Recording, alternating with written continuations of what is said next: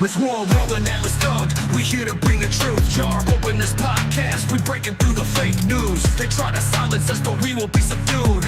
We're bearded alpha males here to save the youth. Spitting fire on the mic with our bass Christian takes. Exposing the lies, keeping the demons at bay. We ain't afraid to speak up, we won't be swayed. Jar open this podcast, where the truth is laid. Jar openers, cracking open the lies.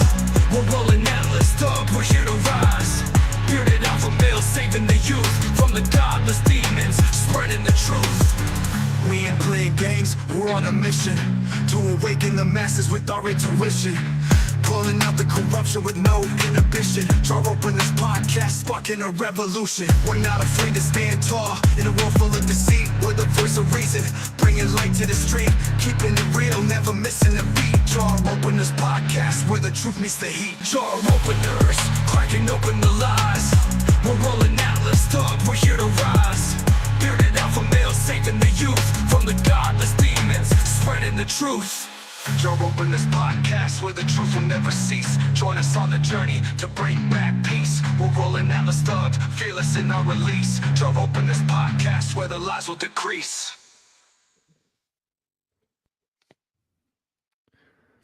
All right. Mike muted for to start the 50th episode. Welcome in, welcome in. What up, Donnie? Here on time. We're not. Right. Good to see you there, buddy. Good to see you there. Cool. Make sure if you're on YouTube, you set your chat to all messages. Oh, the salute too. Yeah. Apologize for the lighting as well. I'll get that fixed hopefully over the next coming week. Get some LED strips in here too. Moved in. Wallpaper sucks, but we're working with what we can. Get some better backdrops back there too. Hopefully it can look better.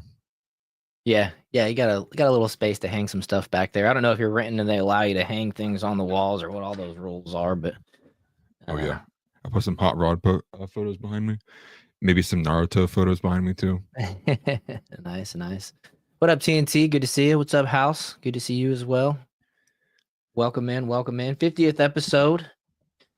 We've come a long way since we started out there in October, I think, was our first episode. We started off with one show per week. Now we're up to 3 per week. Probably maintain this schedule for a while before we add any more, especially with all the things going on in your life right now. I know you're like busy training and getting all kinds of stuff going. So got the newborn, got the move, new job. So yeah, I think I'll sleep in a couple weeks. Yeah, exactly. Maybe we'll see how the baby allows you. The baby allows my schedule. Yeah. What's up, Marble? You're welcome for the all messages tip. Ellis is streaming from Ed Gein's living room. Yes. That's his night job. He goes visits the cemeteries. And Ed Gein, the one that was oh wait, no, he's from that famous movie, the scary black and white movie. Yeah, I forget it now. Let me look it up. See, I had to get rid of my white light just to look that up. Psycho, right? I'm pretty sure. Yeah, the Butcher of Plainfield. I couldn't think of what his name was. Right. There's so many of them, get them mixed up, right? Yeah, serial killer. Okay, I couldn't remember. Couldn't remember if he was the one that was just digging up dead bodies and from the cemetery and putting them around his house, or if he was Texas Chainsaw Massacre. Okay, yeah. There are too many of them to remember. I used to know a lot of them when I watched the Mindhunter show when that was really popular. Oh yeah. Yeah. That one's the one that's got like Ed Kemper, Sam, man, I can't think what their name is. But they do a really good job with the CGI too. Oh, that's cool. Yeah. That's cool. It looks like human skin. It puts the lotion on its skin. No, so anyways, tonight we got a lot of topics, a bunch of news over the last couple days. I think they were doing the Cash Patel confirmation stuff today. I think I saw it live. I don't know. There's so much going on. I only clicked it for a couple of seconds, and I don't know if that is over and if he's actually confirmed or not or what, but I know like Friday, we did finally get RFK Jr. confirmed, and over the weekend, there was a lot of stuff like this new Social Security Database Discrepancy. You might have noticed in my thumbnail and title as well. Trump is a Andrew Tate fan. We'll get into that maybe possibly. This SNL skit with Tom Hanks. We can't actually play the skit because they will certainly copyright us or whatever, but we'll talk about that a little bit. Trump's mass deportations, just he hasn't ramped them up yet. I'm hoping that the yet is actually a factor. You know what I mean? Right now, it's not going as fast as any of us would like, but we also got the right-wing infighting update, and there's stuff going on with these judges. U.S. District Judge Chutkan rejected an effort to block Elon Musk and Doge from accessing government systems and facilitating the mass firings from across the government. We got USAID updates, and today a Delta flight crashed and flipped over. So we're going to look into some of that as well, which is crazy. I mean, I know when the spotlight is on things, things tend to be magnified, and we start getting every last little story once we have a big one. And I don't know if that's the case here or if there really is something going on with our airline system, because it seems like there's a new crash every week. And they used to say flying, you're more likely to die by a shark bite or something in the ocean than you were flying. But I'm wondering if those odds are kind of switching up a little bit here. There was some people that survived the crash today, thankfully. Quite a thing to live through, I'm sure. But man, crazy. I mean, heck, I flew into that Ronald Reagan airport where the helicopter went in front of the jet just like a week before that accident actually happened. So a little too close to comfort for me. That was the first time I had flown in years, and probably the last time I'll fly in more years. Yeah, I'm never flying again. That's for sure. Yeah, right. Let's see here. I'll be in another, viral video. My pilot will be black, and it'll be me putting the Burger King hat on and letting loose. Be a lady. BEI hires. Yeah, even worse. Well, being activated. Yeah. Marvel for sure. I don't know what the deal is. It's just crazy. Yeah. Well, there's also like that thought in the back of the head too, that like what you were alluding to, right? Which is you see one kind of wild thing happen, and then it begins to be like, oh, we're noticing everything else. Right. Like that effect of like, oh, maybe this was happening, but it's only being highlighted a bit more because of recent stories behind what happened with a larger one, especially the one that was in Philadelphia that was like widely available on video, very graphic. That's going to leave like a lasting imprint in people's heads. Right. It's like natural people pay attention to it in the future. Well, like a similar thing happened when the train derailed in East Palestine, Ohio. It was like not every other, but all the derailments, all the little train incidents that happened for the next, couple weeks, month-ish, whatever, were all magnified. We're hearing about them all. It was all big news. Everybody was talking about it.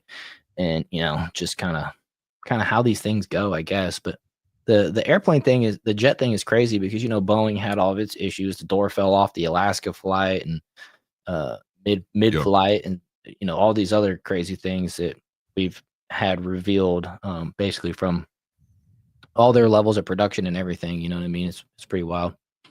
Right. DEI all the way up from the people who built the plane to who they outsourced the material to the cheap labor that they used, to the cheap materials that they used. Same thing was true with the train stuff as well.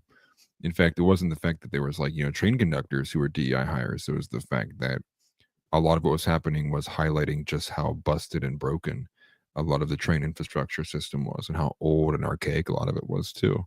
Mm-hmm. People realizing it's like, so what is the DOT like doing? I believe that's when we got that wild video with Benny Johnson in front of the DOT when Pete Buttigieg, I think it had only been in there for a month or two, and he was like free water from East Palestine, and people were like coming up and talking to him and laughing, and he got whistleblowers just coming up to him on the street because the people who had worked there outside of that building going in and out, they all had an idea of like, dude, it's awful in here. Like you wouldn't even understand half of what was going on.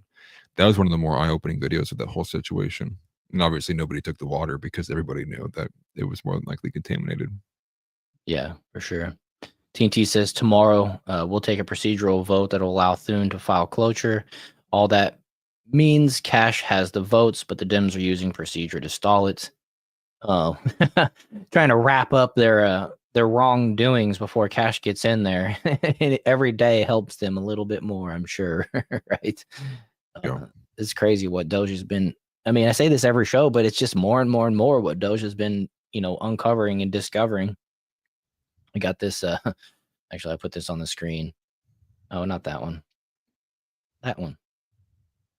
Got this. It's a post from Adam Schiff. Elon Musk is trying to access your personal bank and tax data. The world's richest man should not and cannot be able to snoop around your personal files, period. End of story. This person, Chaotic Good, responded and said, he's not trying to snoop around my personal files. He's trying to snoop around yours.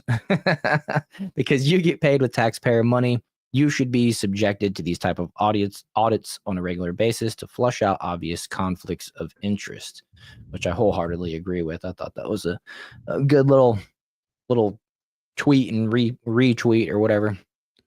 Good response to old Adam Schiff, who's trying to save his ass. You see they've been floating, like the left has been floating now, Mark Milley. They're trying to put forward some kind of like masculine figure because of everything Elon's been doing. It comes with the accusation of fascism. I thought that was laughable. Like Mark Milley would never get anywhere close to the presidency. I didn't see that. I see Donnie said he's trying to convert the heating in my house from oil to propane. It's been a nightmare, and I just dropped $16K. Ugh, that sucks, dude. $16K, that's rough. Hopefully, that's like pesos or something. Yeah, that's awful. I'm just playing, but said, yeah, the oil furnace malfunctioned and almost killed us in our sleep, though, so it's got to go. Yeah, well, yep, that sucks, man. I hate when stuff like that happens, and we're going to be looking at replacing the air conditioning and heater on our house before too long. Hopefully, not too soon, but I had a guy out just recently trying to fix it.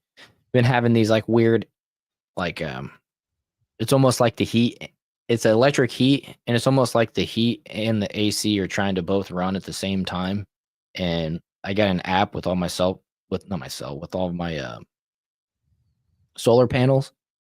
And it tells me how much wattage my house is using. It'll spike up to like 16,000 watts or kilowatts or whatever they are. I think it's watts. Man. And it's usually like, 3,000 to 6,000 in the summer with the AC cranking and the fridge and deep freeze and stuff like that. And so it's like something's going on. Had the guy out at the house. He's sitting there messing with it and can't get it to do anything wrong. It's just functioning just perfectly. So I wasted like however much, $100, whatever it is to, we got a home warranty thing and wasted like, I think it's like $125 you got to put down for them to just come out. And, wasted the afternoon. It sucked.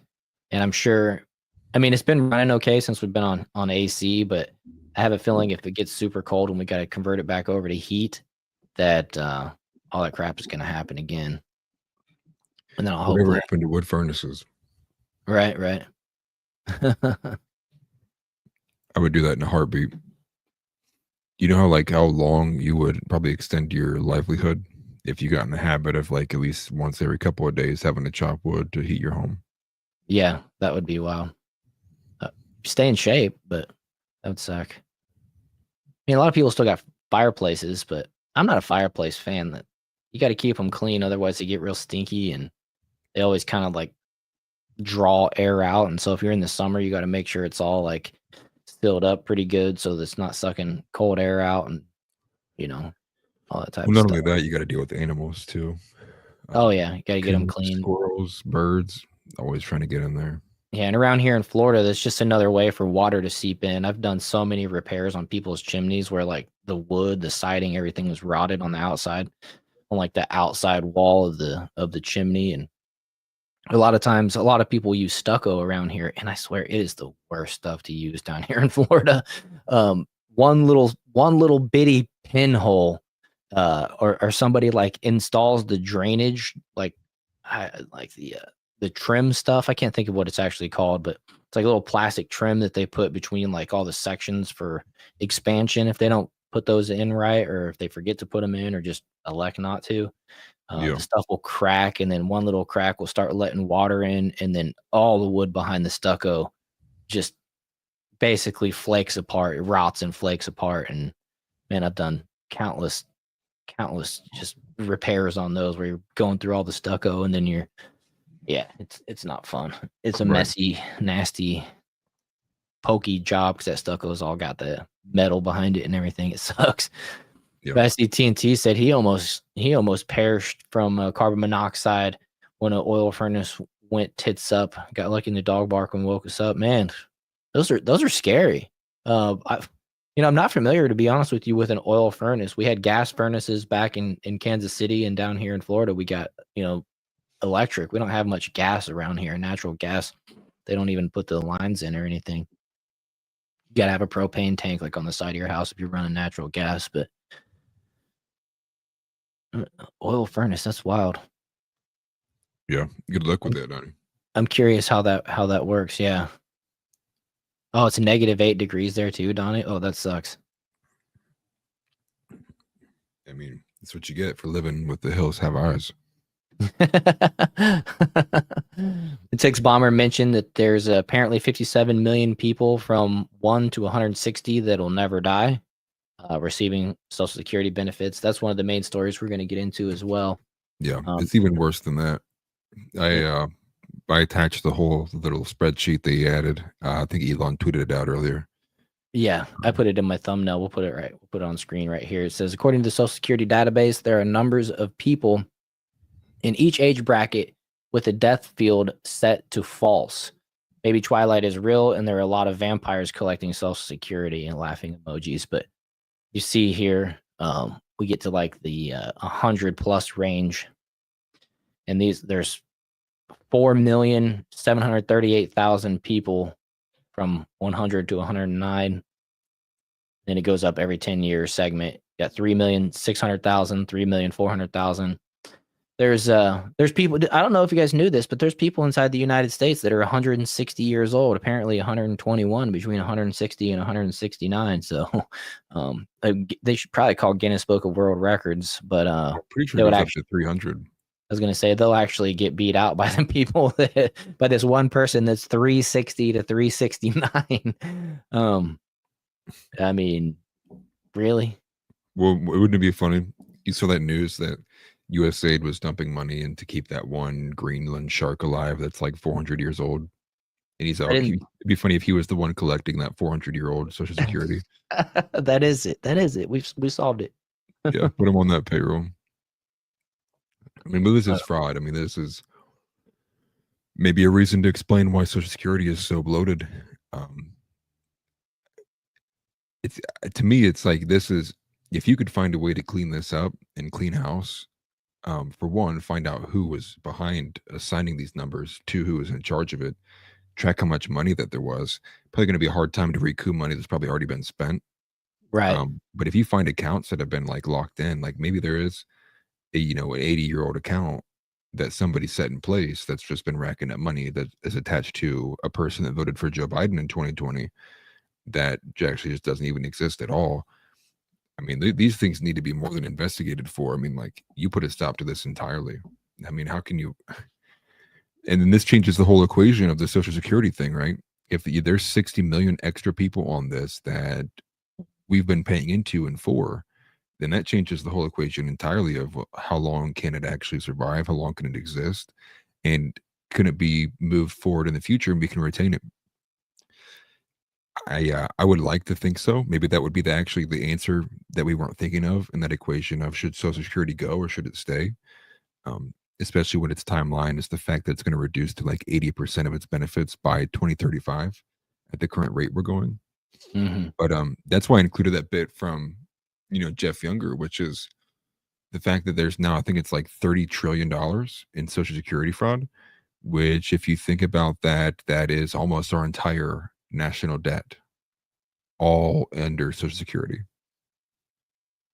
pull that up. But TNT said, could it be Act Blue? Like they're literally just getting these checks funneled back to their. I mean, Act Blue's got some shadiness around it, that's for sure. So I wouldn't put it past them. Marble says CPS, Foster Systems, Welfare, Section 8. Tix Bomber mentions they're going into a hidden slush fund somewhere. Then Marble finishes up, or follows up and says, smoke and mirrors. These are old politicians. All these old politicians are screaming because the piggy bank is busted. Yeah, for sure. But Jeff Younger, like you mentioned here, posted this and says, actually, let me put it on a different one where they can see better. A little bit more zoomed in. 30 trillion in Social Security fraud.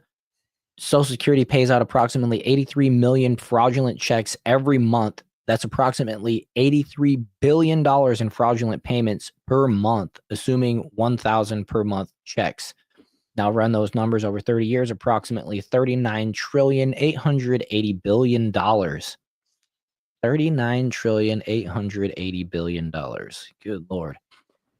Nearly 61 million people are fraudulently collecting duplicate Social Security checks. Roughly 21 million fake people over the age of 110 are collecting Social Security.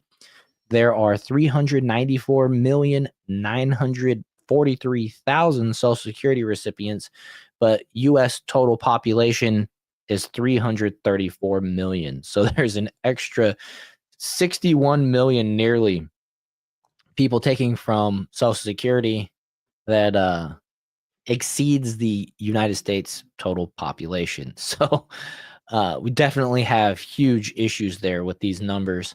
I mean, the first thing you can do is, I mean, there's probably a few people, I don't know for sure. There might be a couple people in the 110 to 119 category, but it's definitely Not safe 3 to say million. everybody, not 3 million. Unfortunately, if you cut them all off, you're going to affect maybe one or two people. And look, we don't want people 110 years old having to go and deal with the government. You know what I mean? They've lived their life, they've paid their dues, and they don't deserve to get screwed over. But I'm sure they're easy to find as well. But it's easy to say that 120 and over, just cut off immediately. Just omit. You know what I mean? And I hate to say that about the 110 because there's 3,627,000 people, and there's really maybe only one or two, if that, right? I don't know, maybe 10 people. I don't know. I don't look at people's ages and stuff, but I feel like anytime Maybe a few somebody thousand.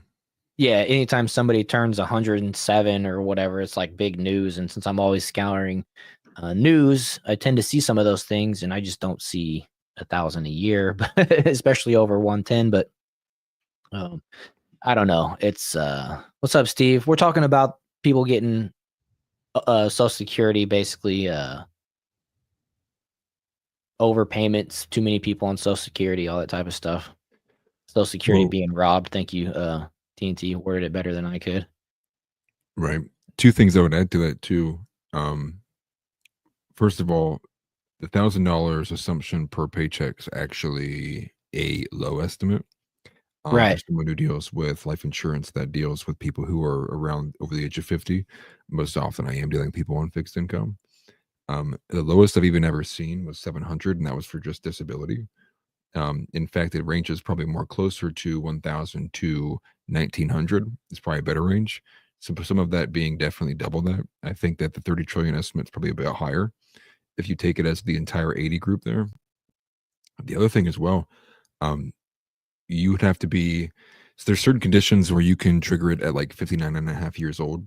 Obviously, disability steps in people who are younger than that, but there's still kind of age brackets as well. I think having specific kidney issues is one of the conditions.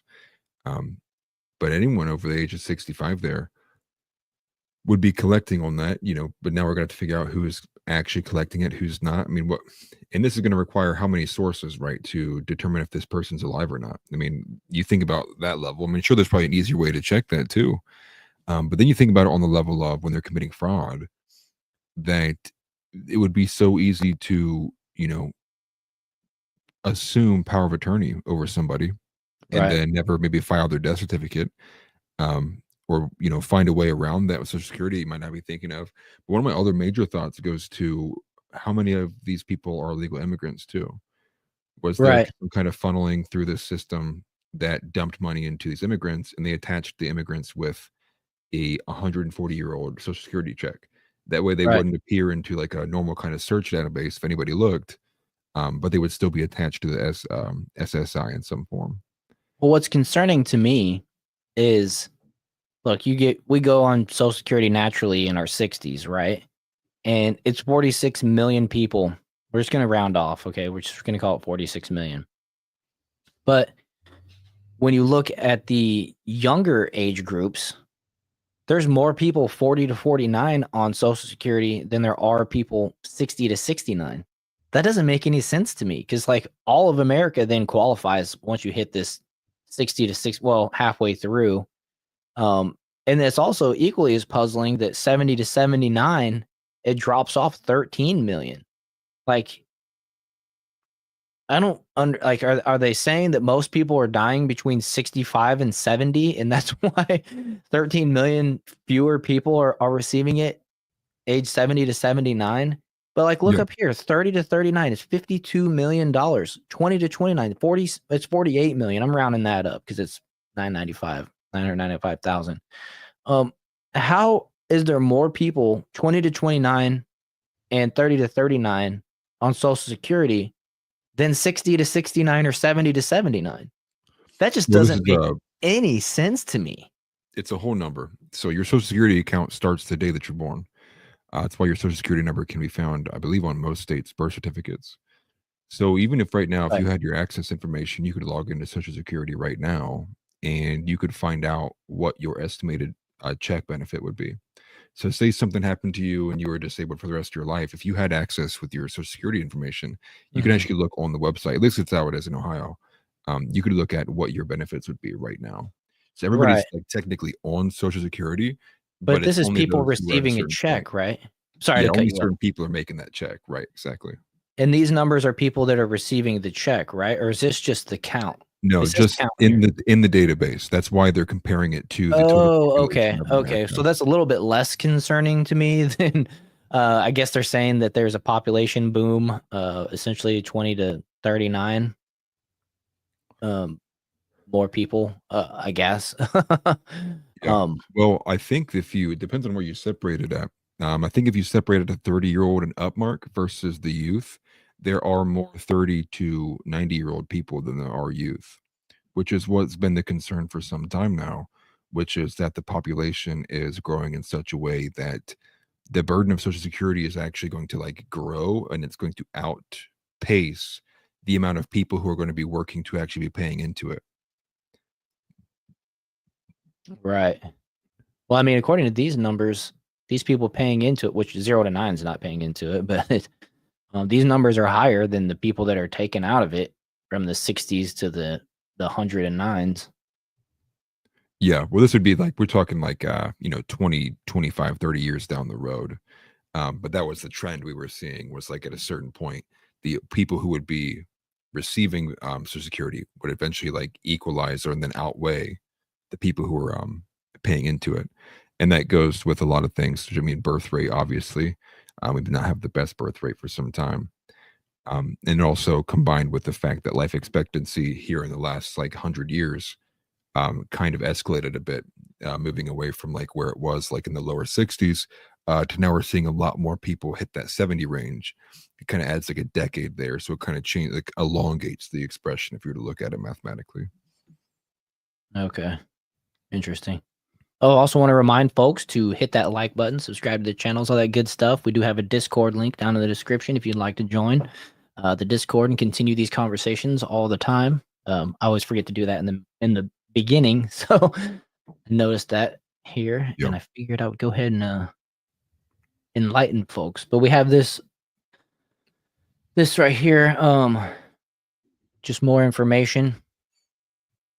This is from Right Angle News Network. Breaking: Elon Musk and Doge have discovered there are 394 million Social Security recipients in the U.S., despite the country having only 334 million.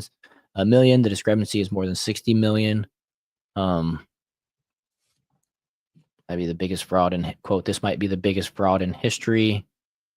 Is what Elon Musk posted. He says, yes, there are far more eligible Social Security numbers than are citizens in the United States. This might be the biggest fraud in history.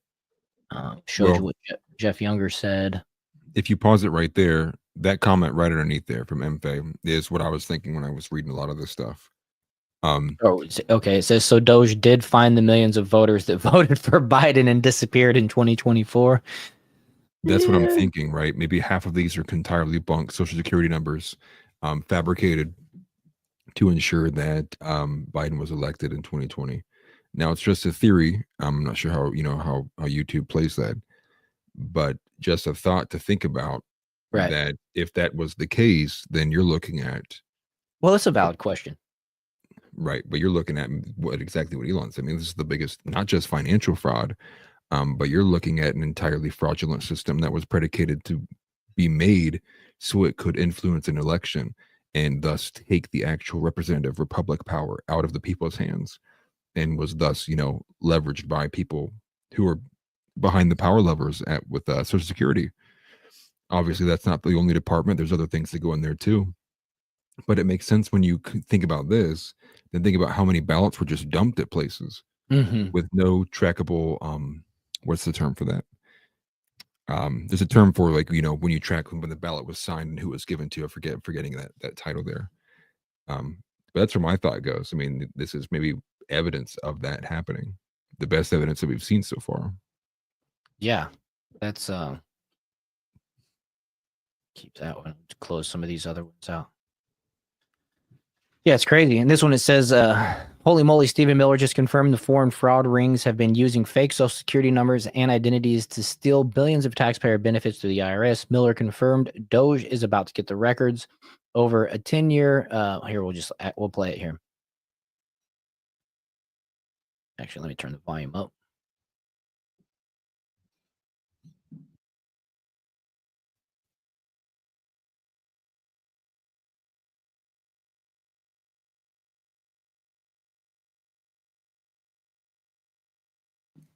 No sound is coming through.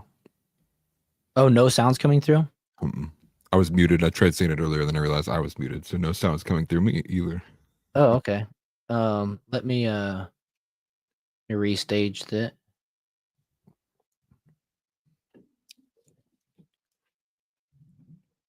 See, stop screen. My fault. I might not have clicked the include audio.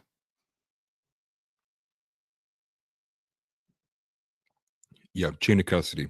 Thank you, S. Could not think of what that was called, dude.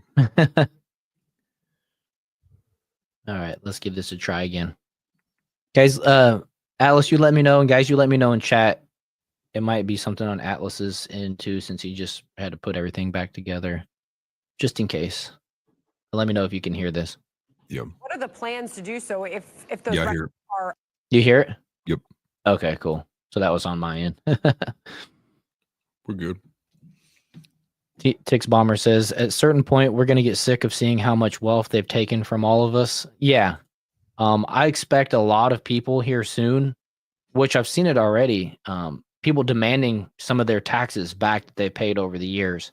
And I think a lot of people are going to be filing extensions this year. A lot of people that, like the big earners, people that know that they're going to owe realtors, just, anybody that's on a 1099 that's getting, contractors, everybody that's not getting taxes taken out on a weekly or whatever, on a case-by-case scenario, and then they just have to pay it all at the end of the year.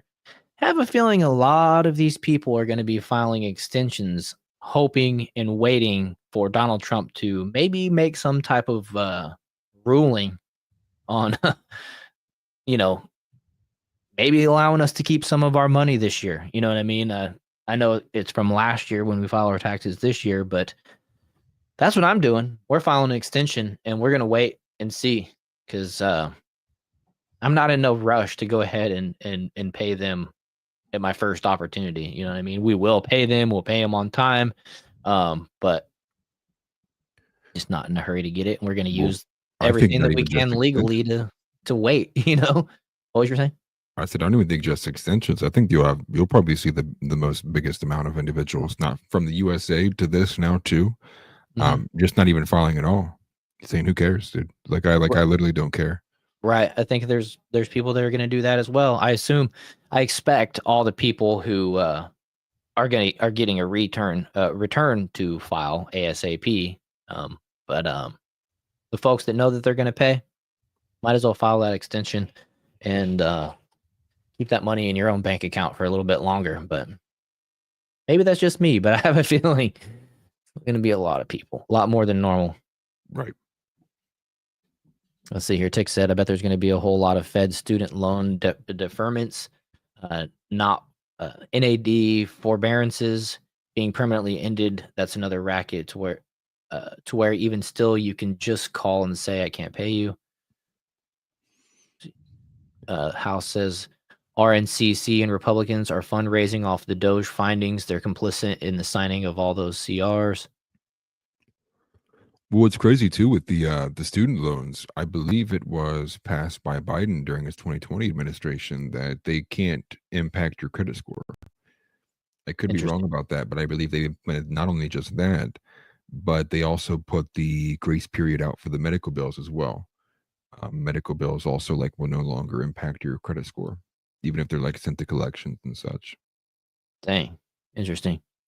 Yeah, they're pretty predatory on our college aged kids. You know what I mean? They shouldn't be. I can tell you from the Obama era, my friend's wife was she went back to school so she could be a teacher, and they had 3 kids at the time, and she did student loans. And during Obama, he changed the APR. I think it's adjustable. It's like an arm loan or whatever, and the government can change the interest rate that they pay just on a whim. And he basically wiped out years of their payments and added it essentially back onto their debt, made their monthly payment go up. I haven't talked to him about it for a while, but essentially just with the swoop of a pen, screwed them out of thousands and thousands of dollars, which was across the board. It wasn't just them that were affected by it. Yeah. Well, it also, I think the bigger question here too goes to the whole idea of what usury has done to the American society. So much of a lot of what we see is predicated upon you see people in really bad times, loans and credits and debts all defaulting to people to next of kin as well. If things aren't paid. Yeah, that's messed up. These things kind of falling into people's hands who never kind of racked them up. But we saw that on a bigger scale when Trump floated the idea, which I think they're still going to do, which is limiting how much interest rate can be charged, especially things like with APR rates for credit cards.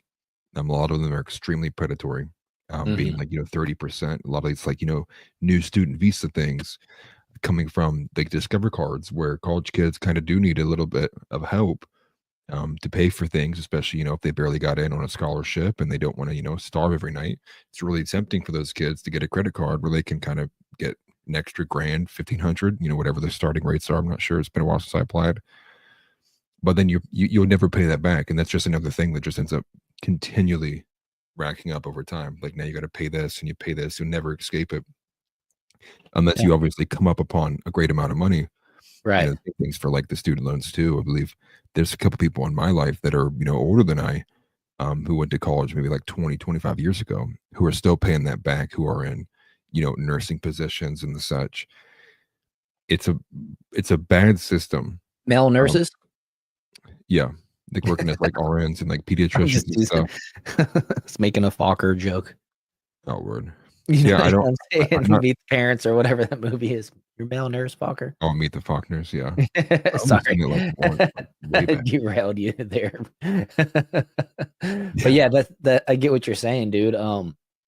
It's not right. TNT mentions the I'd be okay with student loans if our kids were taught personal finance 1 semester all 4 years of high school. Yeah, I mean, maybe I would be more okay. I mean, that would help, but I'd be more okay with, I think it's shoot, I don't even know right now, but I know I can tell you like 10 years ago, 15 years ago, it was 25, 30 grand per year to go to KU. It might have been per semester. I think it was per year. That's way too much for a college education. Like who's like I'm sorry, but that's insane. It's a public school. You know, they're like state, they're funded by the state or whatever. Like I remember Bill Self, the basketball coach for KU, was the highest paid state employee, and that's typically the case with every state, that the highest paid state employee is some type of sports coach for a university in that state. Just doesn't make a whole lot of sense, especially when you have like take Nebraska, right? They have like, and I think they all do, but I know Nebraska has one of the biggest ones. Their athletic departments, the alumni, like they give money, they have these fundraisers and stuff, and they basically just have, I don't even know if it's hundreds of millions, it could be billions of dollars just like stashed in their athletic department. Like I don't know if you call it coffers or whatever. I've heard it broken down. It's been a while, but it's crazy to think that these people are donating to their alma mater, but it's not going to like kids' tuitions. It's going to the athletic department so that when they need to build a new stadium in 30 years, they can just write the check for it or whatever. It's super stingy. It's greed. Like Right. it's so weird that people are giving money, just I guess it's a tax write-off back to their old college or whatever. But yeah, it's just a racket, you know what I mean? It's just literally filtering money back into people's pockets. I have a feeling. And I'd be more okay with student loans if it was just like a flat 1% you pay it back, you know, something like that. Right. Where you do have to pay a little bit of interest, because getting an education, you know, getting your education, you're supposed to finish, you're supposed to come out with a decent job and have the ability to pay it back. But if a bank or whatever, it'd be a bank, loans you the money, a little bit of a learning lesson is you at least got to pay 1% back. That's not a whole lot. That's not, you know, it's $1,000 per every 100,000 you loan or whatever. It's way less predatory. And whenever they have like these arm rates and stuff, it's just not right that a president can screw with people. You know what I mean? Like that. And Well, there's a couple of things there too. The first thing is, so I went to Ohio State, and people might be familiar with just how massive Ohio State is. I mean, Ohio State's gigantic in the city of Columbus. There's like a whole area that's just dominated by the college. But a huge amount of what's going on with a lot of these colleges, especially the state ones, they're filled with bloat. I mean, they're massively filled with bloat. So many administrators and positions that just are entirely unnecessary. But the second big thing is college degrees have become to it be extremely worthless. And that's only going to get worse the longer that AI develops abilities for kids to answer and do homework and such by just asking a chat GPT or chat GPT clone to do half of the work, or take a photo and have it be done by a computer that can read the written language. right. You could And then- literally like put a PDF file into Chat GPT and have it give you a summary or whatever. That's actually what I kind of did with the ad read that I had to do. There was, they gave me all these PDFs with all these parameters. I put it in Chat GPT and it wrote a script for me, which I had to break down and simplify. But school would be easy now. It's just know how to work the system. Well, imagine that I think it's insane that you would take out like $100,000 student loan. So I think that's where Ohio State's at, right? It's like $50,000 a year, even stateside. 4 years to get a psychology degree that's worthless. I mean, I think that's like, that shouldn't even be allowed. No reason you should take $100,000 out. I mean, like, go buy a home with that. Like, like, don't wasting it on a college degree is like, especially when you're going to be picking something that's like objectively kind of garbage. Not even kind of, like, objectively is garbage. I would understand it more so for things where, you have almost like an 8-year kind of cycle, whether it is like nursing or medical, lawyer, but kind of the rest of it's like, they shouldn't even be eligible. Like, if that's what you're going to be, your degree is, it just shouldn't be. And that's a secondary thing too, is the amount of college kids that end up there that are undecided because they're just pushed in and ushered in. I'm going to college. I don't know what my degree is. I'm still paying for it. I'm getting my communications degree. Whatever. And it's like, what? What's that? What's a pipeline? And there's all the negative stigma around if you don't go to college, you must be an idiot or your life will be worthless. And so a lot of kids just fall and just go along with everything, only to get 2 years in and be like, I still have no idea what I want to do. But now Right. you're paying all this money. Now you might have to go to school for 5 years, 6 years because you're undecided. Or what if you do decide? Maybe it's an entirely different industry or different department, and now half your GEs don't even matter because they're not going to count towards your graduation. So there's so many things in there that a lot of it's just built for kind of like that capitalistic system. And I'll sound like a socialist here, but part of me is becoming that very radically, very much so. But that exploitation of people being dumb, and they use that to their advantage, where people get into these spots just paying money hand over fist. And then they'll even tell you, like, as you're signing up for classes, like, oh, that's fine. You can decide like down the line. So what do you want to take? What do you want to take at 8 a.m.? It's like, why are you even here? There's no kind of like rush. Like, you don't need to be doing it immediately at 18 or 19. Like, go find a decent job, think about it, figure it out. Vocational training as well. Yeah. That's always available. Those end up being 2-year schools, associate trade stuff as well.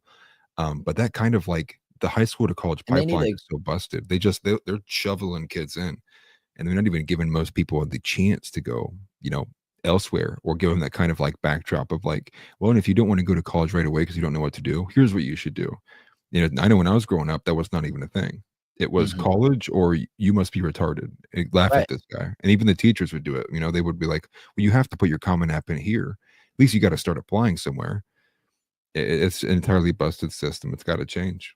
Right. Well, that's part of the problem is they tell you got to go to college, you got to go to college, got to go to college. They like indoctrinate these kids to think they have to go to college. They don't know what they want.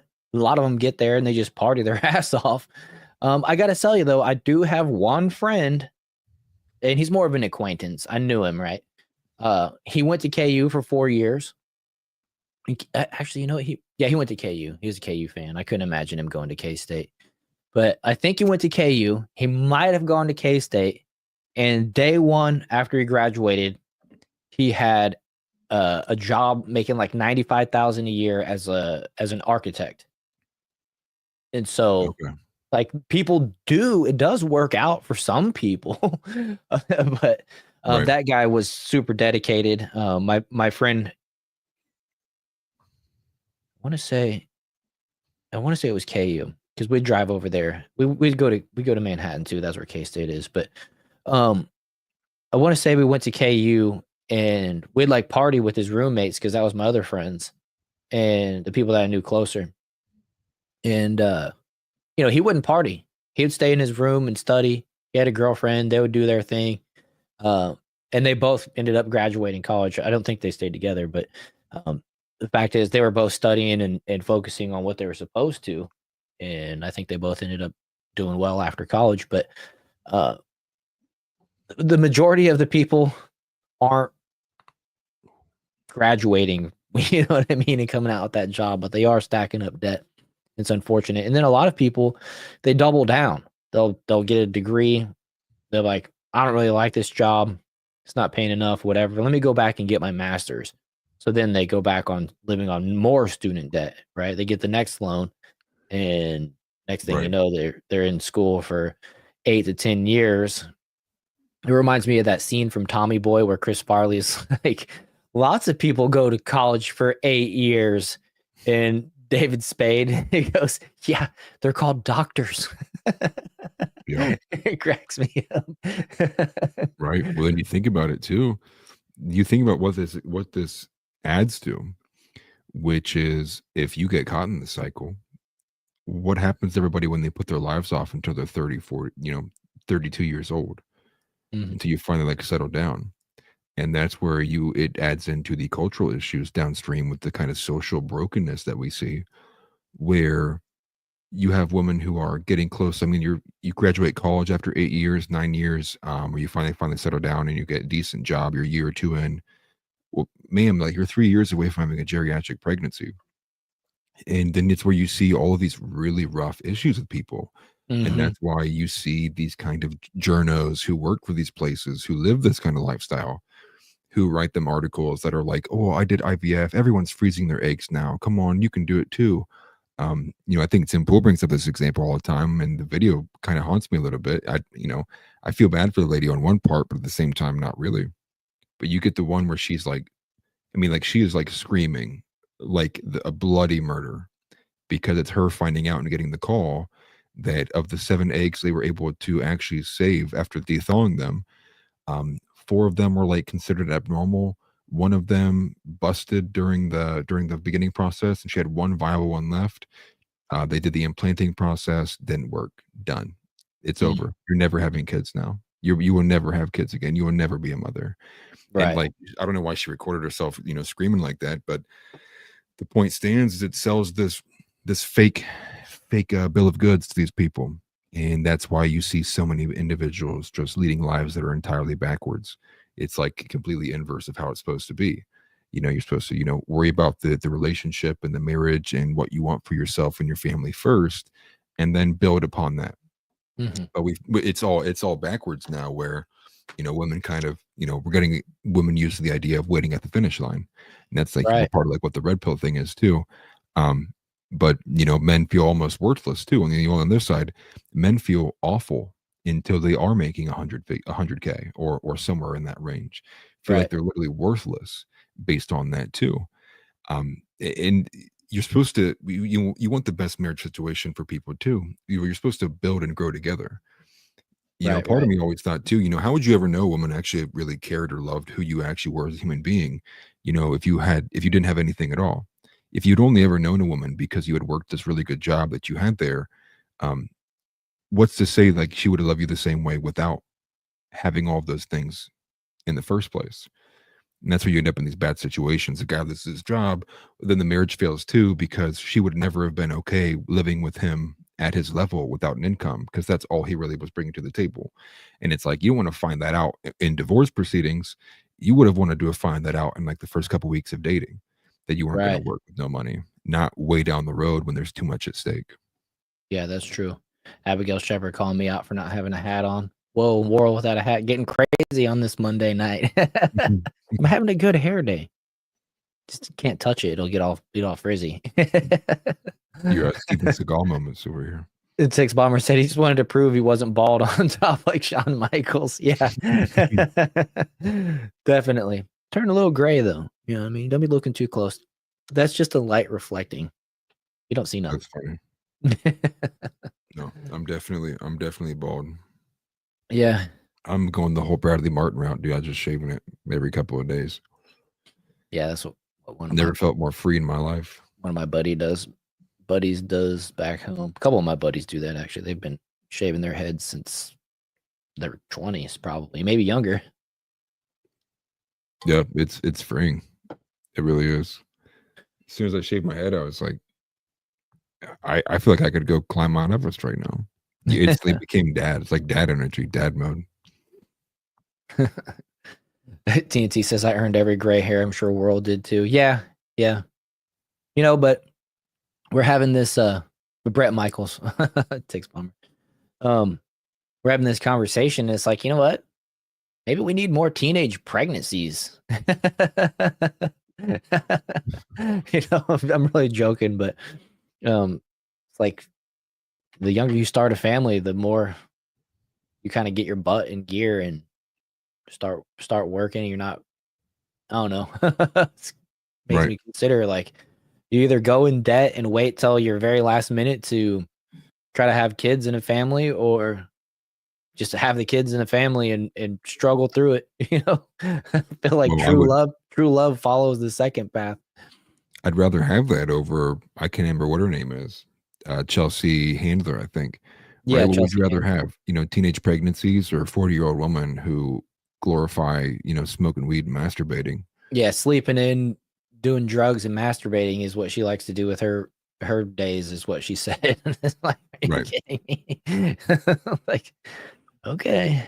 Well, then you think about it too, like you start a family when you're like 40 years old. I mean, dude, by the time they turn 20 and they're going to college, like you're grandpa, man. Like you're at the age where you should be having grandchildren, like not your kids the first time around.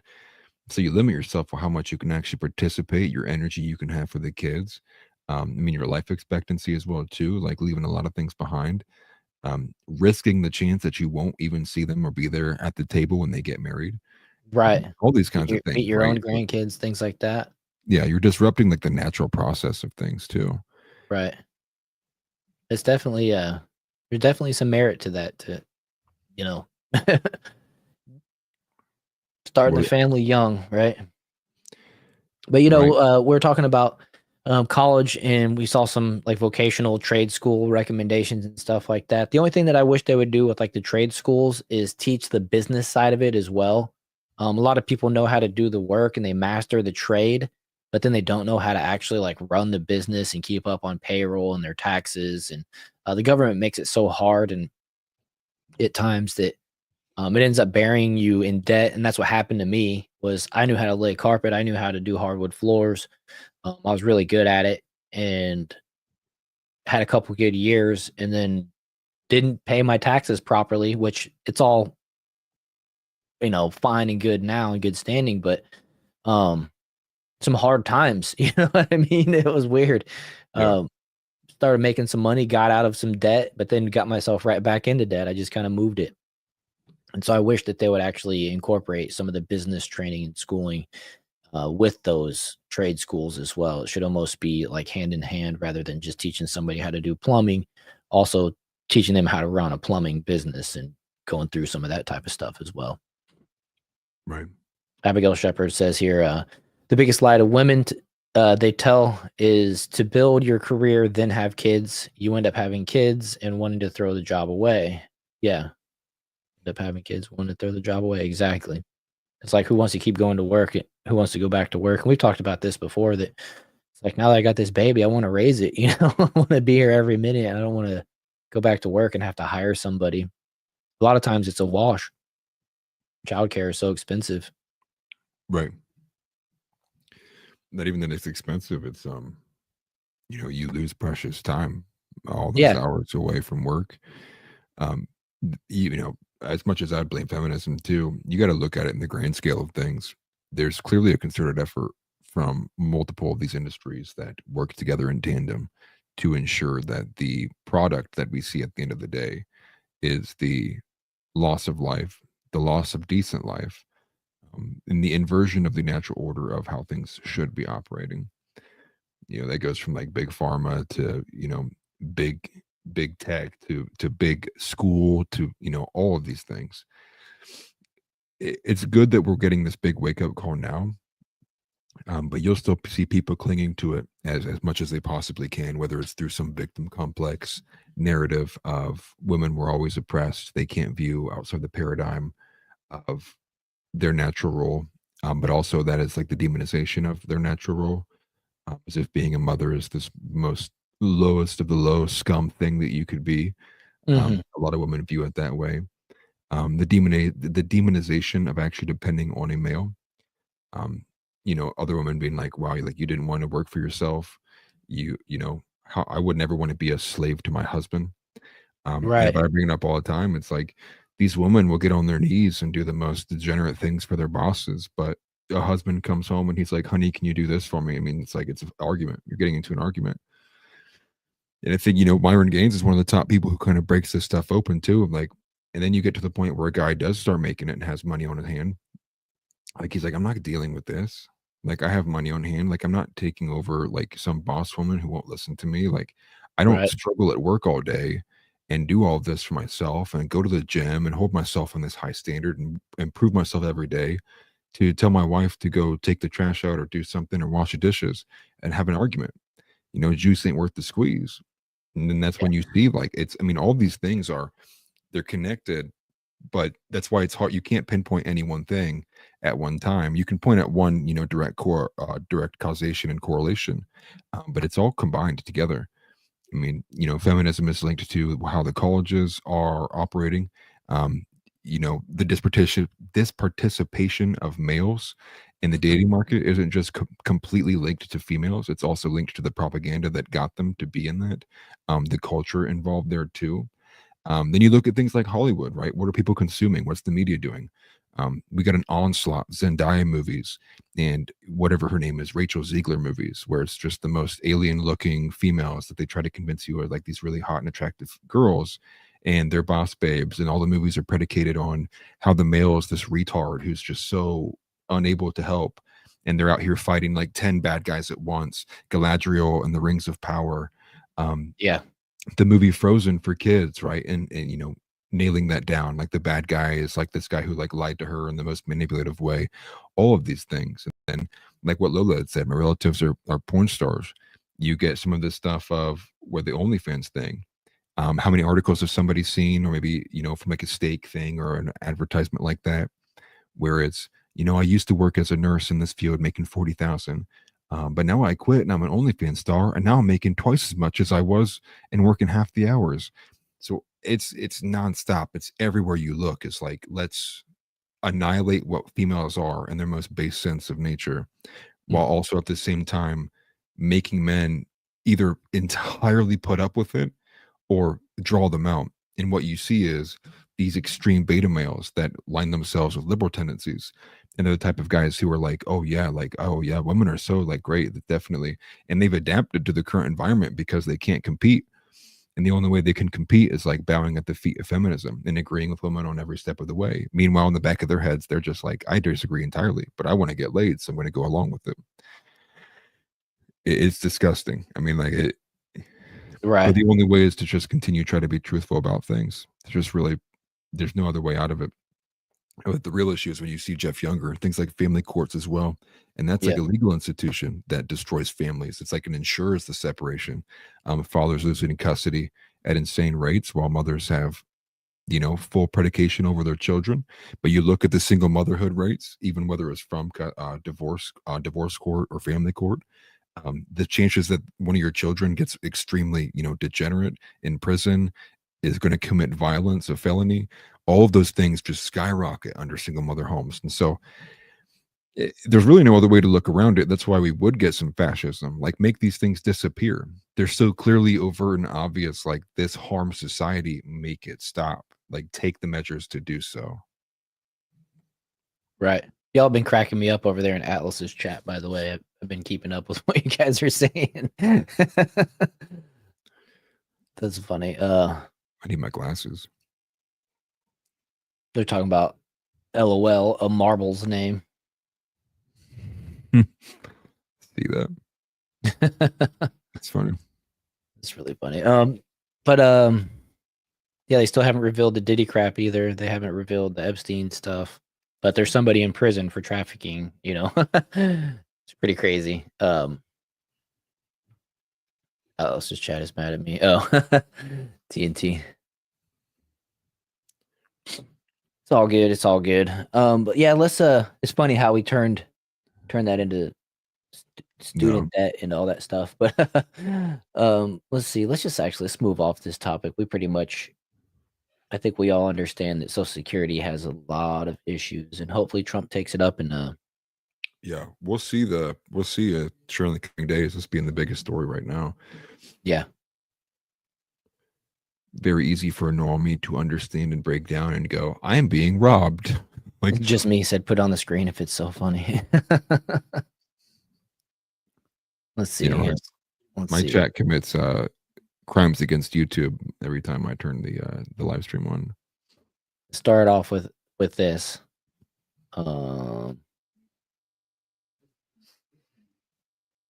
Then Lola Marble. I've seen you on OF. Yeah, this what is it? There it is right there. Sounds like a female corn name. Yeah, I'll leave that. I'll skip that next one. Looks like Marble's heading over to your chat, Moral. Oh. That's funny. Y'all crack me up. Basically they're just saying that it's like a different type of name. He was talking about OnlyFans girls, and they're talking about that, and I thought that was funny. Running off to the kids' table. Well, Okay, I so mean, we're go on ahead. the topic of feminism and such. I thought it was kind of insane that, you know, you might go to, oh, you going to the Tom Hanks one? Okay, let's do that Yeah, I one. figured we'd skip over to the Tom Hanks one. Yeah, Marble, she's over in Atlas's chat. Just me.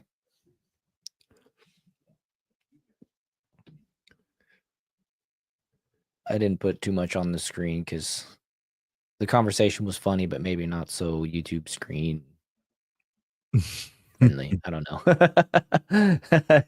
Didn't want to put her on blast either. Let's see here. TNT says I used to play a mean game of marbles. Jacks too. That's funny stuff. So this SNL skit apparently with Tom Hanks. During the 50th anniversary special of Saturday Night Live, actor Tom Hanks portrayed a character satiring a white Trump supporter, which depicted him initially refusing to shake hands with a black man. The sketch, aiming for political satire, has elicited strong reactions, with criticism coming from conservative circles for what they described as an offensive stereotype of MAGA supporters.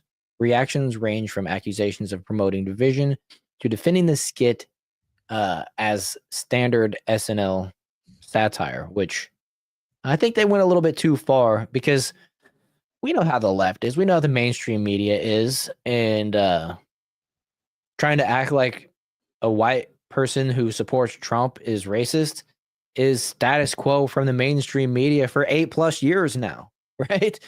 So it's not really funny. It's not really satire. And I have this post here from Randy Quaid, who is cousin Eddie in the vacation movies, Shitter's Full. Anyways, Tom Hanks, you're going viral for using comedy as a weapon to maliciously slander good people who support our president. You need to pull your head out of Kamala's ass and take a hard look at your business manager, Warren Grant. Cher caught him red-handed stealing her money, and I caught him helping Bruce Berman steal from me. He's a thief, and please stop making yourself a propaganda tool. No one is laughing. So, yeah, pretty crazy. Yeah, I mean the clip is, it's like a 30-second clip, really, which is just the fact that he won't shake the hand of a black guy. Right, and I think it looked like they were going to play like Jeopardy or something like that. I don't know what it was. I didn't actually watch the clip, but I saw some screenshots of it. Here it is right here, actually, the screenshots. It looks like they're doing like a Jeopardy parody type thing. But I pulled up this one from the Daily Mail. Tom Hanks blasted for racist and disgusting portrayal of MAGA supporter on star-studded SNL 50. 50th celebration, 50th year celebration for them, 50th episode celebration for us. Tom Hanks has been blasted for portraying a Trump supporter as a dim-witted racist during a skit on Saturday Night Live's 50th anniversary celebration. The Hollywood legend made a return as Doug, a clueless rube who dons a Make America Great Again hat, and performed surprisingly well on a mock game show called Black Jeopardy. Hanks first appeared as Doug on Black Jeopardy in 2016 in an effort to depict both differences and similarities between Trump voters and black culture. The character was brought back for the 50th anniversary of the NBC staple, which included comedy sketches from A-listers and SNL alums, including Eddie Murphy, Kristen Wiig, Adam Sandler, Chris Rock, Bill Murray, David Spade, John Lovitz. But as MAGA fans pointed out, President Trump has since won over a diverse electorate and secured the popular vote, turning Doug into an outdated stereotype.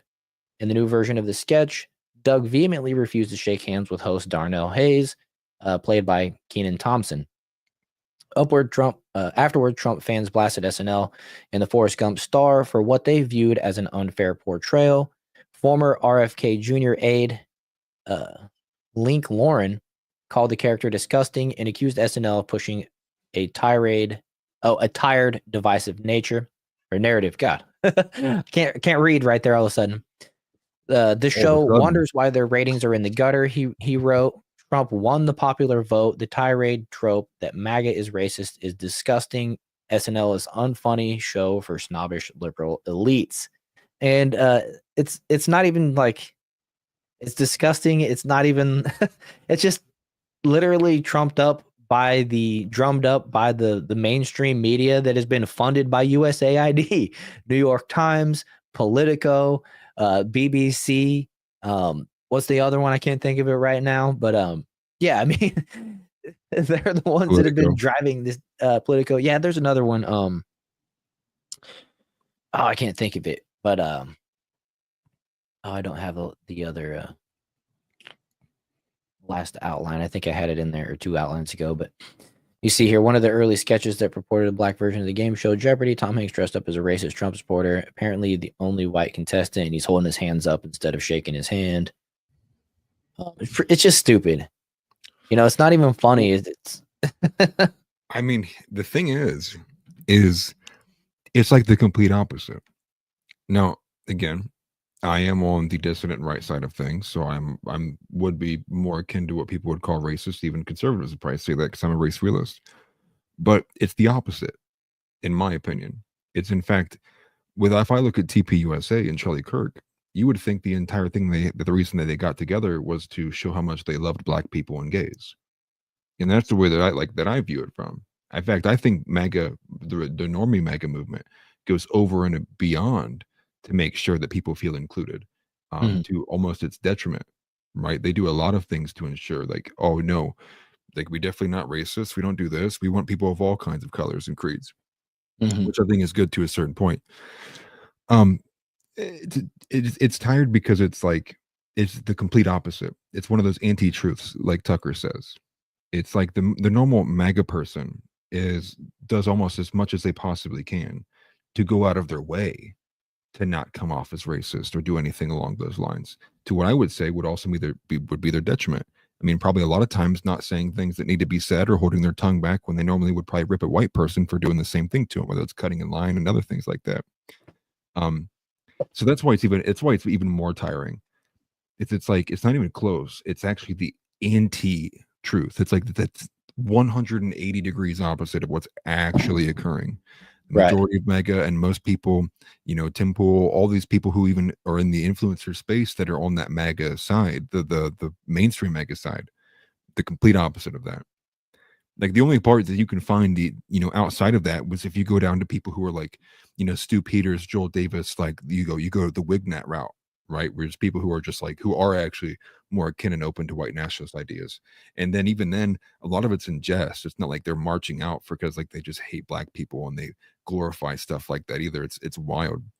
And that's why it's offensive to me, because it's like, that's all they got. Right. That's why it's like that's all they got, and it's like I'm not even offended by it either. It's just like, oh, this again. Right. That's what it's kind of graduated to with all the labels that get thrown at you. It's just like, okay, everything's a lot like just goes right off your back, and you just write it off as okay, you're a dumb liberal now. That's kind of the way I look at this SNL clip, a skit in the show in itself, knowing that it's so, New Yorkian. Yeah, we just get bigger and bigger people to step in and do it. It's Right. funny because I saw a video clip from Trevor Moore, R.I.P. Whitest kids, talking about and just making funny. He wants to be a famous, he's a famous actor, I believe. And he's like signing a contract, but when he goes into the room to sign the contract, like it opens up into the Illuminati cathedral, and they take their masks off, and they're like, "Well, we will need you to sign a blood oath, and if you ever break this blood oath, we will kill you." And then it's like talking about what else? The other one? Oh, we just need to make sure we push messaging in your show. And he's like, "What? Like have ads and advertisements?" And they're like, "No, nothing as tacky as that." Just like kind of repeat the same things over and over again that are really self-destructive and would get people to make really poor like life choices. He's like, "Oh, that's fine. Okay, I'll do it." Right. And they're like, "Oh, one of the last things is we need you to worship the god Baphomet over here." And he's like, "Oh, cool. It's like this kind of like this goat looking guy. That's pretty cool." It's like, but that's what it seems to be, right? These Right. people are doing things that are so clearly like, how much did they pay you to go up there and just sell like every last bit of your dignity out? Like, Right. you haven't done enough movies. You didn't make enough from Castaway. You didn't make enough from, Forrest Gump. Forrest All these Gump, things that like Band you of Brothers still that he have to do it. directed. I mean, that was a great series. Yeah, it reminds me of that. I can't remember what show that's from. This guy just like whips himself over and over again. He's like, "Oh yes, I'm so bad, But instead he's like, I'm so white, and he's like just like beating himself. Yeah, it's wild. Oh, but I remembered. It's Reuters was the other news source that was being funded by USAID, and House said WAPO. I didn't see the Washington Post was being funded by USAID, but I trust House. So I mean, they're all using each other to fact check. You know what I mean? It's like Reuters is like writes a story. New York Times goes and sees Reuters wrote the story. That's their fact check. That's their sourcing. Well, WAPO was already untrustworthy even before that because WAPO, they're yeah, funded by Jeff Bezos. Right. Yeah, it's pretty crazy how. Yeah, it's insane. Let's see here. I was trying to look ahead a little bit. BRICS is in the news. I did see that Trump mentioned BRICS earlier. You know what? I have that post on my profile. Hey, look, it's our show on X. Make sure if you're watching on X that you retweet that and hit that like button. Help us get more reach. But Donald Trump posted. He actually put this rather long post on X here, but I wanted to read this. Reminded me on trade. I have, and this has to do with his tariffs and stuff, and it's just interesting. On trade, I have decided for purpose of fairness that I will charge a reciprocal tariff, meaning whatever countries charge the United States of America, we will charge them. No more, no less. For purposes of this United States policy, we will consider countries that use the VAT system, which is far more punitive than a tariff, to be similar to that of a tariff, sending merchandise, product, or anything by any other name through another country, or purposes of unfairly harming America. We will not be accepted. So if they like send their stuff through another country, trying to kind of skirt the system, they're just not even going to take the stuff. In addition, we'll make provision for subsidies provided by countries in order to take economic advantage of the United States. Likewise, provisions will be made for non-monetary tariffs and trade barriers that some countries charge in order to keep our product out of their domain, or if they do not even let U.S. businesses operate. We are able to accurately determine the cost of these non-monetary trade barriers. It is fair to all. No other country can complain, and in some cases, if a country feels that the United States would be getting too high a tariff, all they have to do is reduce or terminate their tariff against us. There are no tariffs if you manufacture or build your product in the United States. For many years, the U.S. has been treated unfairly by other countries, both friend and foe. This system will immediately bring fairness and prosperity back into the previously complex and unfair system of trade. America has helped many countries throughout the years at great financial cost. It is now time that these countries remember this and treat us fairly. A level playing field for American workers. I have instructed my Secretary of State, Secretary of Commerce, Secretary of Treasury, and United States Trade Representative to do all work necessary to deliver reciprocity to our system of trade. So basically, he's gonna just match tariffs percentage-wise, and I think that might be a good idea. We'll see how that goes, because if we're buying from, I think there might be a scenario in there where if we buy more or if they buy more, then they can hike up that percentage and still capitalize. But I would have to, because if like they're buying more from us or we're buying more from them, they might be able to hike it up and try to capitalize on it. But it seems like he's kind of putting some blanket coverages in there to also cover for that potentially. Right. And good. There was it's about time we actually act as if we're like a dominant power and stop accepting all of these kind of just outright retarded kind of trade deals with all of these people, dictating a lot more. I am more concerned. You said friend info. I'm a bit more concerned with just particularly how busted any and all of our alliances are with essentially anybody. It seems that we get very, very, very little from people outside of like very basic trade benefit. And even in that, it's very punitive, as he would have said. We get very little from that. So yeah, make these people pay, dude. Yeah, definitely. Maybe they can help replace some of our income taxes, if not just abolish the IRS all around. Another reason why people are holding out on and filing those extensions this year. TNT says, I'd love to see America stop taking cars from Europe. I get it, their roads are more narrow, but we sell some subcompact cars too. Yeah, we just got to get the production up. I think it would be nice to buy a lot more American-made stuff, that's for sure. Like I mentioned in the last show, we're shopping around for Teslas. Yeah, LOL, LOL, a marble, abolish the IRS. Hashtag abolish the IRS. That's right. Just me. I love it. I think all Americans, besides these Democrats, even the people, agree. Got this one friend that just can't get with. He hates Elon. He hates Trump so much. He just can't accept the win for Americans if it comes from something. If it comes from their fruits of their labor, from Trump or Elon. It's so weird. Let's see here. Let's move over. Mass deportations just aren't happening. One thing about the mass deportations is that the historic low border encounters, or Trump is having historic low border encounters, which means fewer people are trying to get across. The U.S. Border Patrol reported encountering 229 individuals along the southwest border in the past 24 hours, marking a significant decrease from previously reported daily encounters exceeding 10,000 during the Biden administration.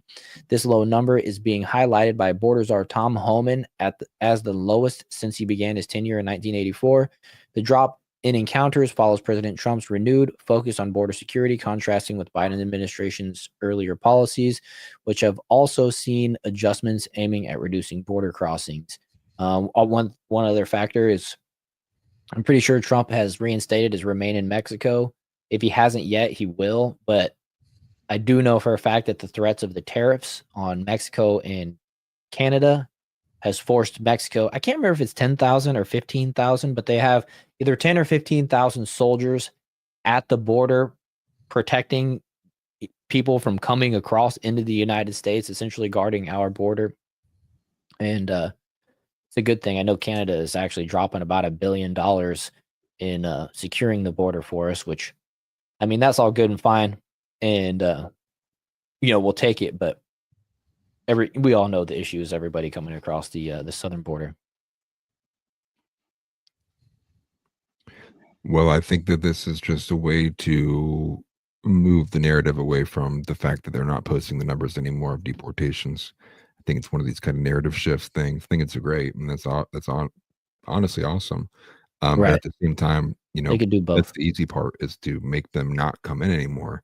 The hard part is getting them out who have been settled down. And I cringed a little bit at Thomas Homan's or Tom Homan rather tweet. I think it's that first one there actually, talking about, we've doubled the amount of arrests that's been happening with illegal gang aliens. And it's like, well, if, you take zero and you double it, you still have zero. It really means very little, especially when you look at the fact that there was nothing happening at all under the Biden administration. They were refusing to do things. So to say double of nothing is that means nothing. We had ICE posting these numbers in the beginning, in the first couple of days, and then they just stopped. And then the Washington account on X started posting it. Then they just stopped, because the numbers, if you looked at them on the daily amount, you would be embarrassed, because they're not doing what they had promised that they would be doing. I still hold it as the number one, number two issue I have with what I wanted to see from Trump's administration.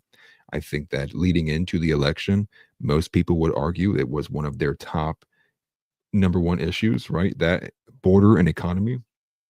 And we're, looks like we're getting good on the economy. But what we're not getting is the border. And so this goes back to being really strong, like conservatism, having a really good kind of fiscal approach and remaining within the confines of what it would be to be conservative on economy. But where's the social aspect? Where's the social conservative aspect of maintaining culture, getting back to a more homogenized American society? The lack of willpower to get these things done, actually, like it's going to move from a point of like okay waiting to, we get a few months in. I mean, it's like at a certain point, you gotta call it what it is. Like, it's just not happening. You're not diverting the resources you need to get these things done. Tom Homan's already there. I can't, how many days in a row am I going to see meetings of Trump is mad, these numbers aren't there? And it's like, okay, then go figure out what's happening. You can't keep doing the old action and expect new result. At a certain point, you either need to take those 87,000 IRS agents that Biden added, force them on the border, or you just outright start figuring out ways that you can get more people at once. We're talking about, I don't even know what we're talking about at this point. I don't understand what the barrier is to this. Now, Well, or every some of day the that earlier they talks, waste. people were saying like maybe it's the most hard criminals are going after first. And the fact that we do know that there has been leaks from ICE, being protection, not leak from ICE, but leak from the FBI, informing these individuals of the ICE raids, doing everything in their power to prevent them from even being arrested. But it's got to get taken care of immediately.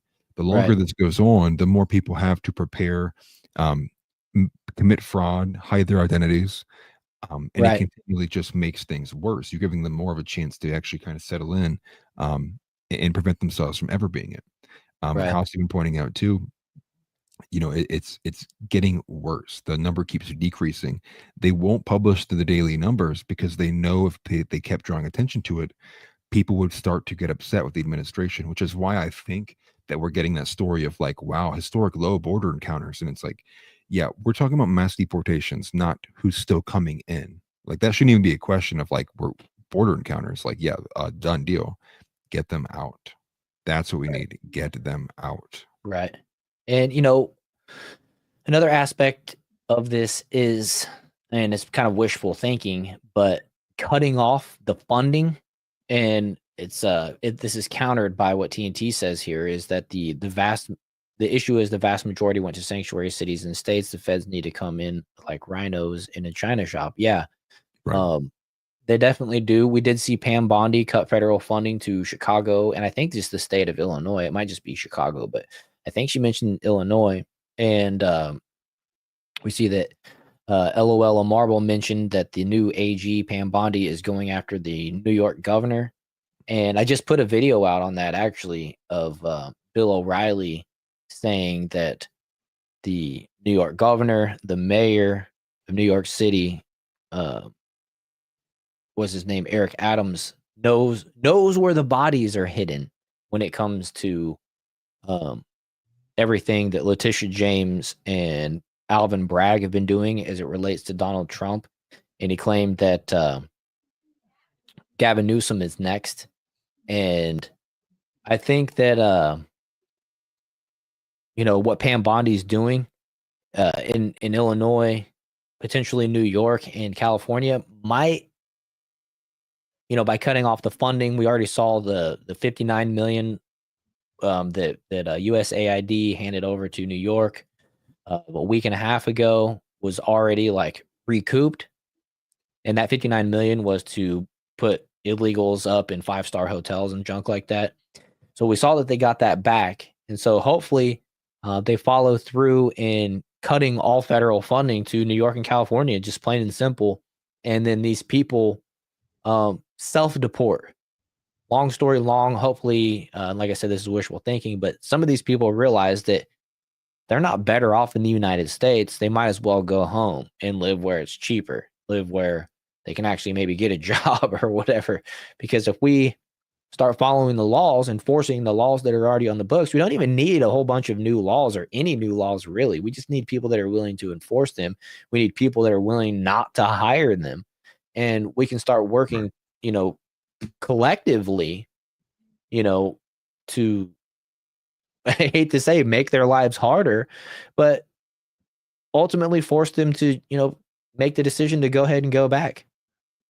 And you know, maybe some people are already trying to figure out how they can do that, but for now, the deportations are definitely not going fast enough. And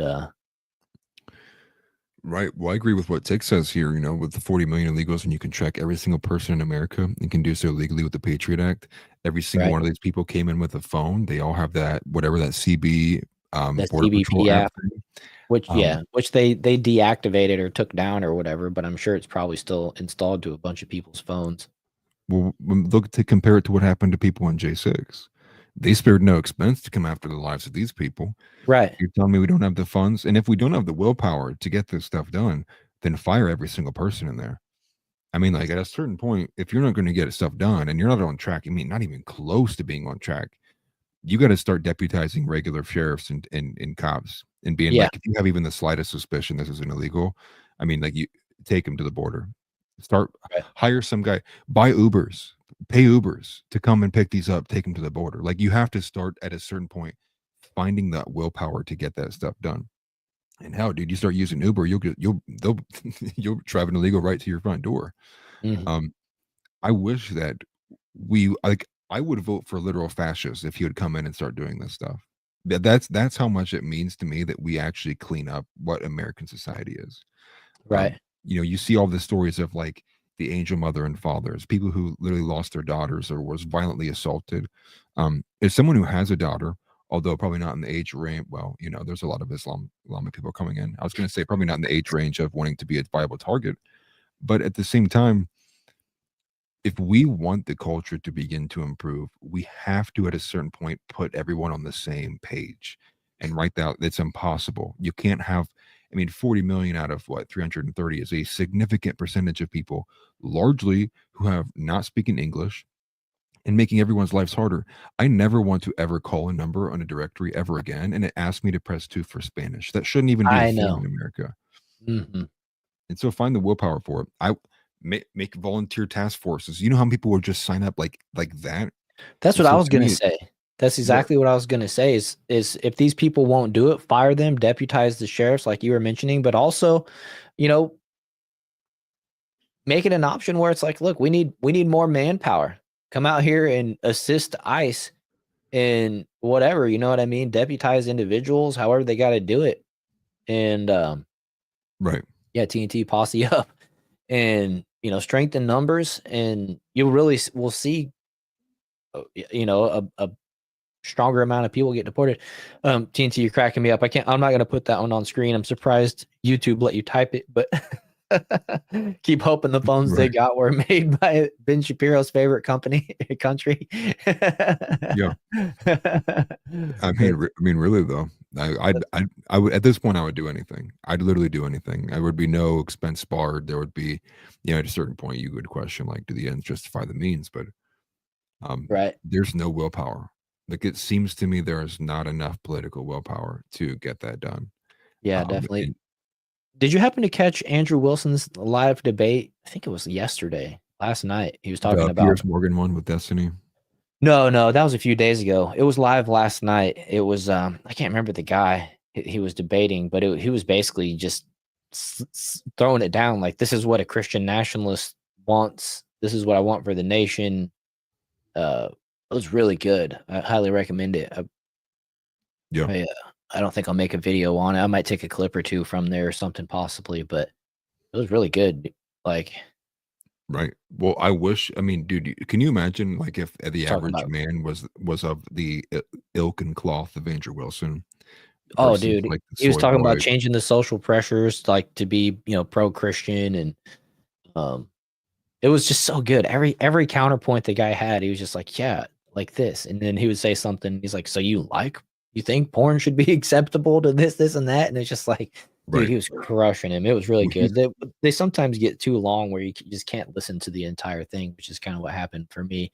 Also, he had a dude. It was on the Crucible channel, and there was a dude that was moderating it, like, in the studio, and he kept talking yeah. when Andrew was talking, which was annoying. It's like, "Bro, just shut up," and then people would tell him to shut up, and then he would start talking more to the people that were telling him to shut up, and it's like, "Come on, guy. We're not here for you. We're here to listen to the debate."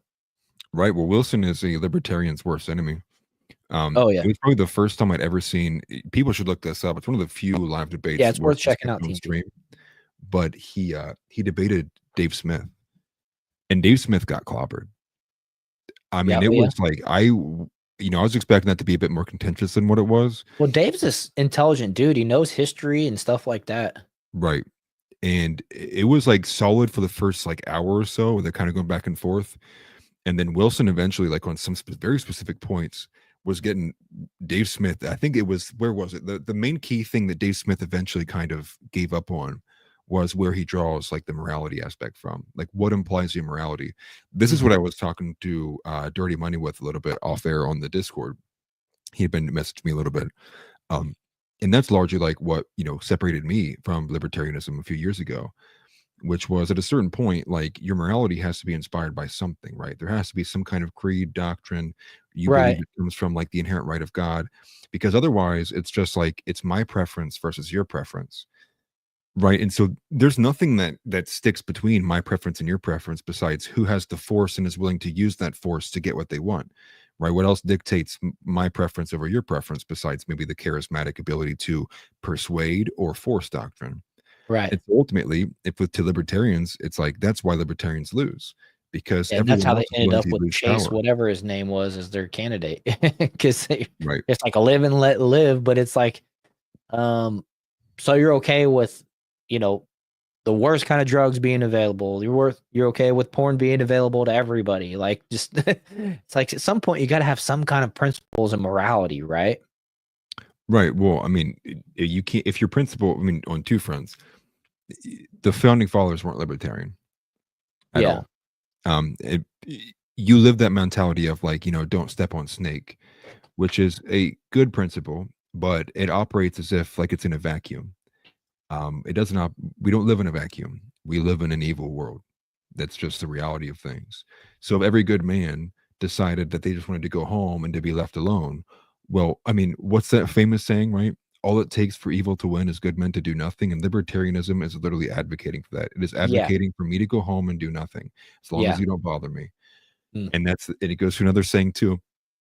You can not care about politics all you want, but politics cares about you. People Yeah. want to take advantage of you. And their largest moral argument is like the non-aggression principle, right? Everything's okay as long as you're not hurting somebody. But that only falls under the individual level. Like it's okay, like with the drug argument, like what House is highlighting here. It's okay for some guy to do drugs as long as he's not harming anyone around him. But the Mhm. reality is that it's like, well, okay, now he's a father. Should he be taking drugs? It's like, well, no, but as long as he's not harming anybody, well, it's like he is. He's harming his wife. He's harming himself. He's harming his children. He's harming Right. his future. He's harming his community. He's harming his mother, his father, everyone involved in his life. Like there are externalities that matter. Libertarianism is like void of the community aspect. It's on such a very individualistic level. It almost capitulates to like the atomization we see with everything else, right? Separating everybody into these very tiny cells as if we're not connected into some lineage, like as if we don't owe it to the people who brought us here, like our ancestors, and even smaller scale, like your father and your grandfather, and the things that they did to sacrifice to bring about your ability to be who you are in your current state and time. Libertarianism is just like kind of throwing the towel in and saying, well, as long as nobody comes to my door, we're going to have no problems. And that's just how you get a society like this.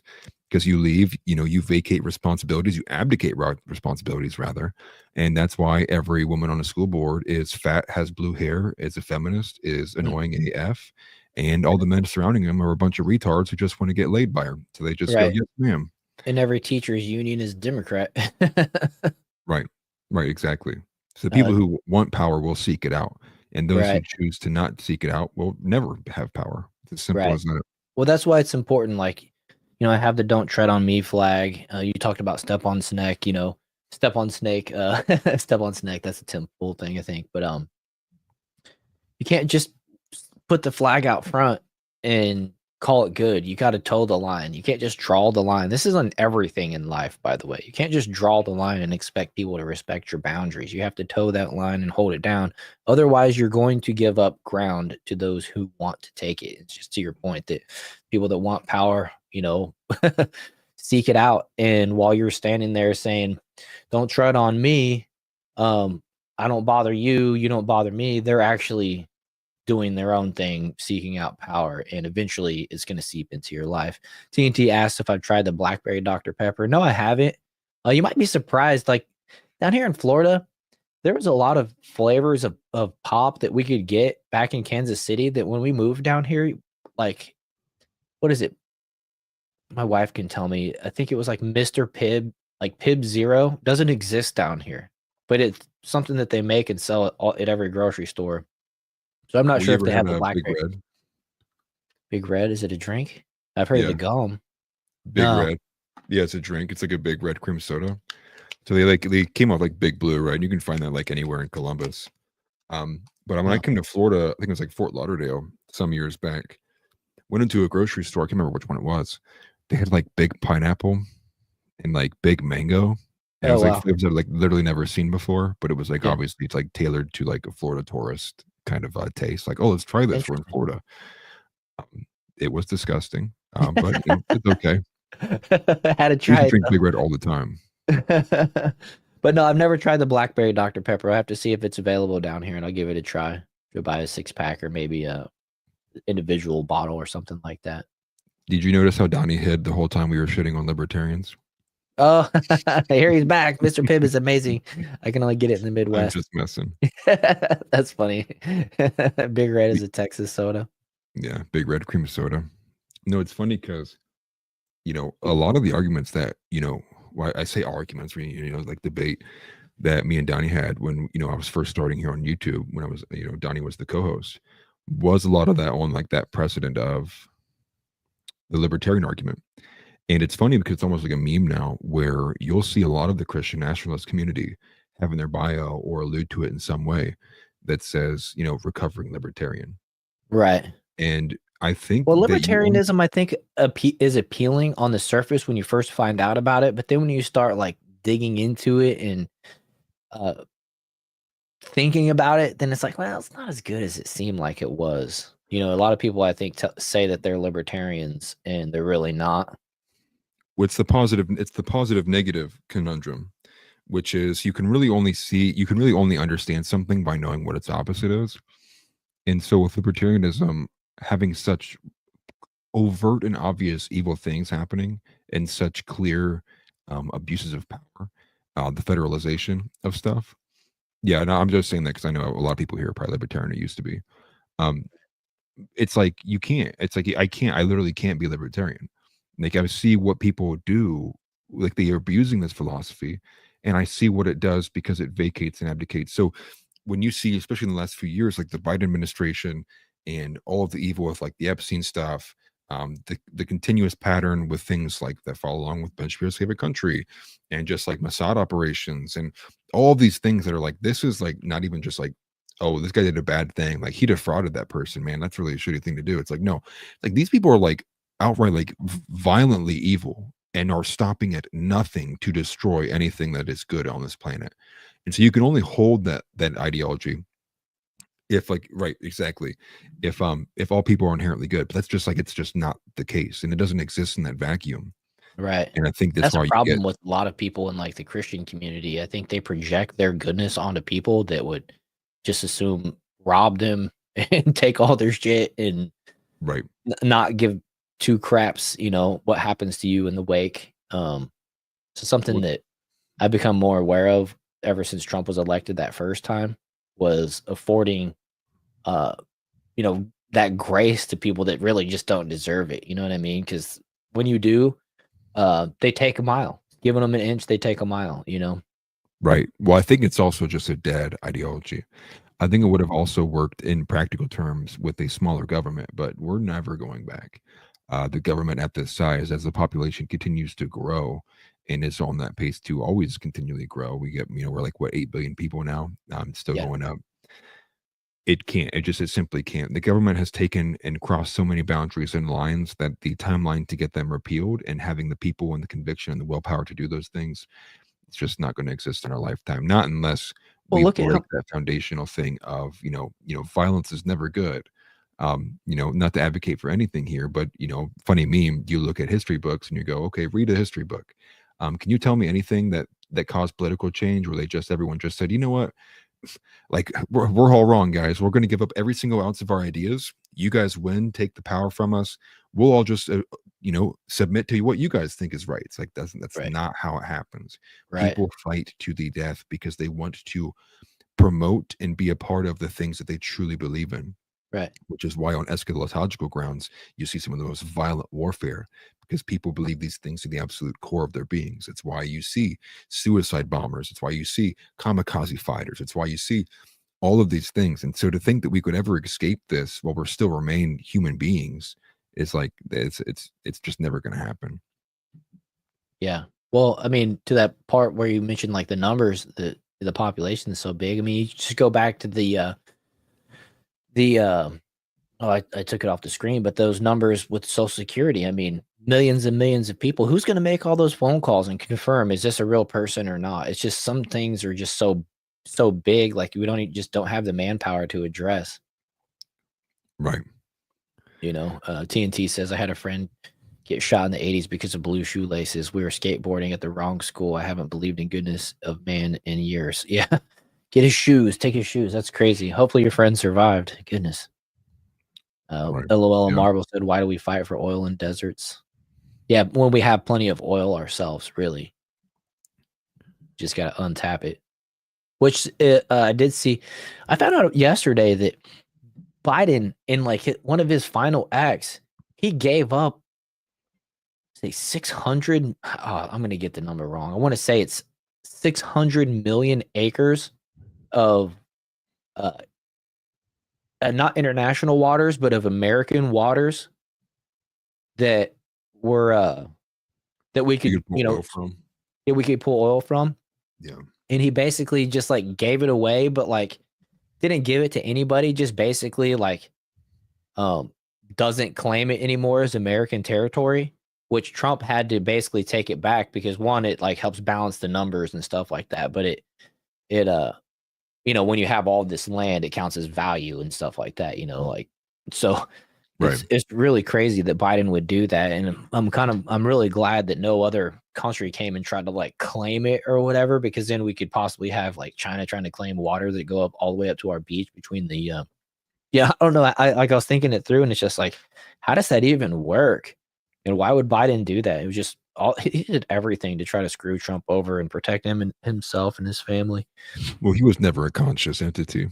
He was Right. just a tool being used to implement things along the globalist agenda, the New World Order, the continuing of weakening America so that a globalist regime is much more close within grasp in physical terms as well as in economic terms. A day didn't go by that man wasn't committing sedition, but at the same time, you can't be mad at a corpse. You got to be mad at the ones who are holding the corpse up to the microphone. Right. And that's like the real situation. That's what the deep state is called. That's where you got to start following the trends and following the patterns of which the people who continually are behind the scenes doing that stuff, aides who aren't elected, but, just bounce between different candidates, whoever goes in there, the same kind of foreign entities that have been in power, that have been, financing a lot of this stuff, being right there lock in step to lobby for these things.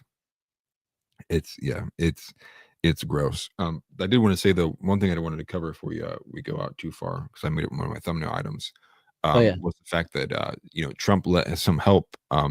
He urged Romania to release restrictions on the Tate Brothers, which I thought felt kind of out of nowhere. But at the same time, not too out of nowhere. If anyone's not followed this either, it's kind of insane what's been going on in their case. These guys have essentially been constantly in the news media. I mean, they say some dumb stuff too. Don't get me wrong. But it was good to see that Trump actually stepping in, because this has now been dragged out for Lord knows how long. Anybody who might have followed along with like the Candace Owens, the couple interviews they've done with them, just knows what kind of lengths they're trying to go to just ensure that these people are negatively connotated as much as humanly possible. The court cases keeps going on and on and on. The evidence is just not there. Putting them in lockdown. I think they're on house arrest right now currently. So it was good to see Trump, kind of give his voice on the matter, which I would never have expected, to say like, hey, we should probably stop doing this. Like, everyone who's even following the story knows just how kind of bogus it is. And it's also used day in and day out. If you go online, they're like, wow, the Tate brothers did this and sex trafficked these people. It's like, no, they didn't.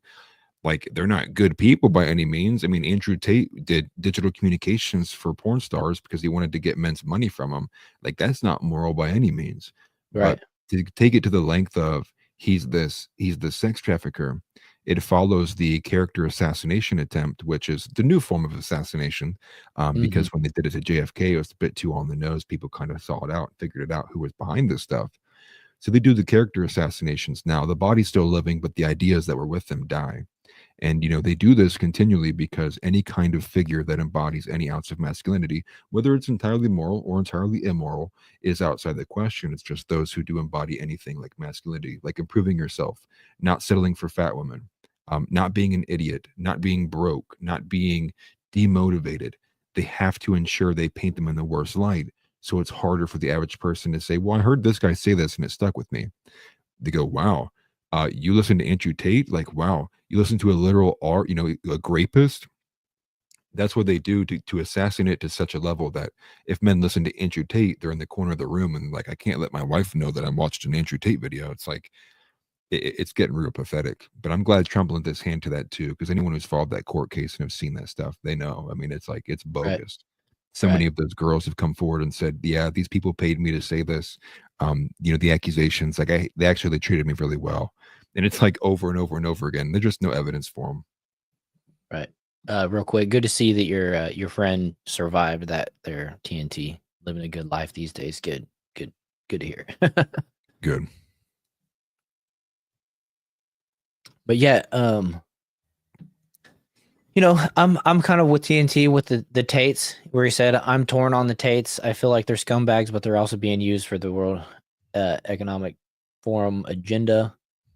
But their past and everything that they've done. But then I see how the Matrix, as he calls it, is coming for them. And anytime, the powers that be are going after somebody, trying to shut them down, trying to silence them, typically that person is saying what we need to hear. You know what I mean? Think of Donald Trump, Alex Jones, the Tates, Tucker Carlson. It's kind of one of those things where I listen to him sometimes. You know what I mean? Like, he has his place in society, I guess, but ultimately, he's out there pushing real hard for his Muslim stuff as well. And I don't know. Yeah. Well, I mean, I always say it like this, right? I go outside, I look online, I'm watching a movie, I'm at Walmart, I just look around and I'm like, dude, man, look, why are there so many manly men around me? It's like, no, I would never say that in my entire life. It's the opposite. I go, why are there so many literal gay twinks around me? Like, why are there so many, like men are just such weak. I'm trying to refrain from cussing. But that's what I go outside. I go outside and I go, everyone is feminized, dude. I don't go outside and go, man, dude, this is so masculine. I mean, the women are masculinized, don't get me wrong. But for the culture, the cars, the movies, the way people talk, the PC culture of your daily work job. I mean, all of it. But I totally agree on the Islamic stuff too. They go along the lines of saying things like he said something stupid the other day of like, that's anti-Christian, right? Like going outside the bounds of monogamous marriage. Right. But it was posed to me by Joel Webbin when I was listening to the Right Response Ministries, one of his live streams the other day, where, what if Christianity wasn't in such a cucked state? What if Andrew Tate would have taken on Christianity as a mantle? But who's to blame a guy who's not familiar with the religion? And he looks at it, and it is the sewing circle Christianity of a bunch of like really weak people who wear on pride dresses and they praise trans gods and they do all these weird degenerate things that have nothing to do with Christianity. It's insane to me because you think about it like that. It's like, yeah, what if a really masculine guy whose number one priority was masculinity would have looked at Christianity? What if Christianity would have been a masculine option?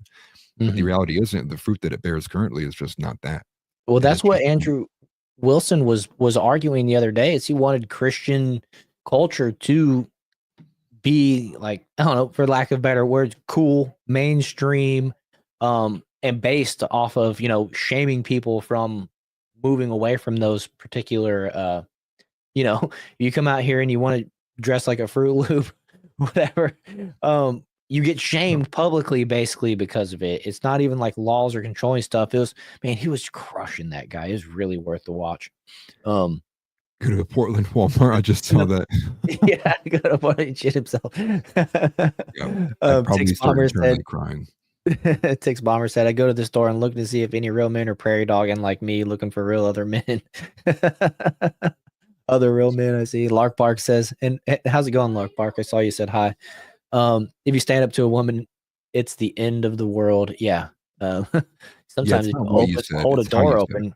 Sometimes you just hold a door open for the wrong woman. It's the end of the world. Good Lord. I heard a story the other day. It was just some people, man. Right. But that's what I'm saying. You know, it's like at the end of the day, Tix Bomber said, sorry, I just realized that sounded like I go to Lowe's to find dudes. I wasn't even questioning that part. I felt like that was actually true. Yeah, I wasn't either, but that's funny. I'm glad you said that because it made me laugh. LOL Marvel says, I'm in love with a real man. He uses his hands and is strong and mean and sweet. Right. Exactly. It's nice to be able to, depend on a man. Like my wife likes me because I can feed her, I can go hunt, I can fix, I can build anything. Gotta have my value somehow. Right. Well, the TNT saying in Portland, when you see another real man, you walk up and shake their hand in shock. Like, like Tate Brothers are instantly best friends. Like, Yeah. bro, are we best friends? Like, I didn't know you were real. Yeah. But it's sad though. I mean, I wish it wasn't that case, but that's why, ultimately, you got to look at things from their, the zoomed out view, which is if there's even some kind of entity, whether it is Andrew Tate, as much as he may be poor, I think if you look at it from the big picture, the effect is positive in terms of getting men to be more willing to be masculine. Yeah. And that's why so many men turn to him, right?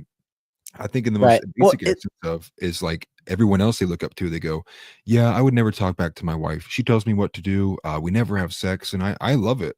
And then Andrew Tate comes out and he's like, what? What are you, gay? And then people are like, that's such a breath of fresh air. Because they're like, that's what I Right. was thinking too. But if you say that, you're going to be like, dude. Yeah, you're a say those nist. things. You're a phobe. Right. Yeah. Another time, like where he was saying something and I couldn't completely agreed with it was around the Olympics, and he was outside like holding up signs like picketing, right? Saying, where are you Christian men at? How are you sitting here watching the Olympics? Why aren't you making a stand? Whatever. And like the police were kind of harassing him, and he's like, I'm not doing anything. But he was calling out Christians, pretty hard. And I agreed with what he was saying. So, I mean, it's not like he's completely wrong and can't be motivational and stuff like that. It's just coming from a weird place, I'd prefer see some of the messages that he's sending come from the pulpit than from a dude that ran porn sites and was messaging men, acting like he was a woman and stuff like that. That's gay to me as well. You know what I mean? Acting like you're some lady on a porn site messaging the dudes. I can call that. That's why we have Andrew Wilson. But tell me this, who else was even close to being on Andrew Wilson's level? Not very many people. Right. And so, I mean, it's like, how can you blame him? And Andrew Wilson's only got like 100,000 followers, on YouTube. Like he's not even nearly close to being on the same level in terms of popularity and social media clout that what Andrew Tate is. I wish he was. And that's why I think most guys who are like CN group, they follow him. Andrew Wilson's got a really strong following, and people who are like always gonna have his back, in his group and in group. Also kind of wild that both of those men are both named Andrew. I might have to change my first son's name to Andrew just to have a better chance, dude. Just please, dude. Like, just don't be a weird gay. Like, it's honestly, to me, I'm gonna be honest with this. It's more gay for a man to just go along with the flow and never actually ever act on his will or impose his will on anything than to be homosexual. It's Right. like the mentality of being such a cucked male is more gay in my opinion than actually like committing a gay act. Right. Now I'm sure there might be some, Orthodox father who would say, that's the wrong way to look about it. But that's just the way I feel. And I think that we grew up calling stuff gay that wasn't homosexual. You know what I mean? Like South Park made a famous episode where all the guys that are riding Harleys around town, they're gay. The town makes a big deal about it, and they're like, we don't like the gays or whatever. I think they're actually calling them like the F word, but they're like, and they're like, no, what does being homosexual have to do with it? Right. Yeah, right. No, It was seriously. really funny. It was actually an excellent episode. Right. And I think that's true, and that's the thing with the masculinity, right? Andrew Tate's a bit more of like the more carnal energy of it, but there is that mentality, the tempered mentality, the knowing of when to stand up, the mental fortitude required. Myron Gaines is a bit better on the mental fortitude stuff of like Dude, he not crushed being that. vulnerable and crying in front of women all the time, like not being this, the stoicism that's kind of like out of sight, out of mind. Yeah, dude. What's his name? Myron Gaines. He crushed that dude. Rabbi Shmuley, whatever his name is. Yeah, the dildo seller.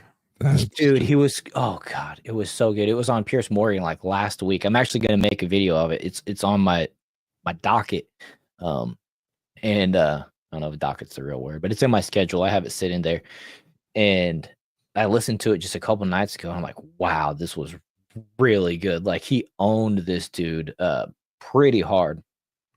And yeah. Myron Gaines went up a couple pegs in my sight in that debate. But the craziest part about it was, a debate's good when one guy says something and you're like, oh yeah, that makes sense. And then the next guy says something, you're like, oh, well, that makes sense too. But it one-upped what the first guy just said, and it goes back and forth. That's kind of how that Right. debate actually went. And there was other people on the panel, as Pierce Morgan Uncensored goes, and man, Myron Gaines just crushed it. Like his position and whenever he finally just kind of let it rip, I think he called him Rabbi Dildo or something. Dude, Right. it Well, he was felt sex toys with funny. his daughter. Oh, so yeah, see, that's messed up. I didn't know what that was Right. coming from. And so I not figured it had some history to it or whatever, but dude, he just yeah. like got him. It's they sell kosher sex toys. I mean, like he when people people were making comments of like, well, if the more that Rabbi Shmuley talks, anti-Semitism in its purest form is going to rise because this guy will make you not like these people. It also is hard to look at his face, anyways. It looks like if I shaved my pubes and taped them onto my face, that's what it would look like. I know, right? It's Lark Park says, I don't understand why masculinity is viewed so negatively, as I grew up admiring strong men like Sylvester Stallone and Stone Cold Steve Austin, so much more. Andrew Wilson is killing it. Yeah, man. There's no such thing as masculinity anymore. It's all toxic masculinity, right? It's yeah. pretty messed up.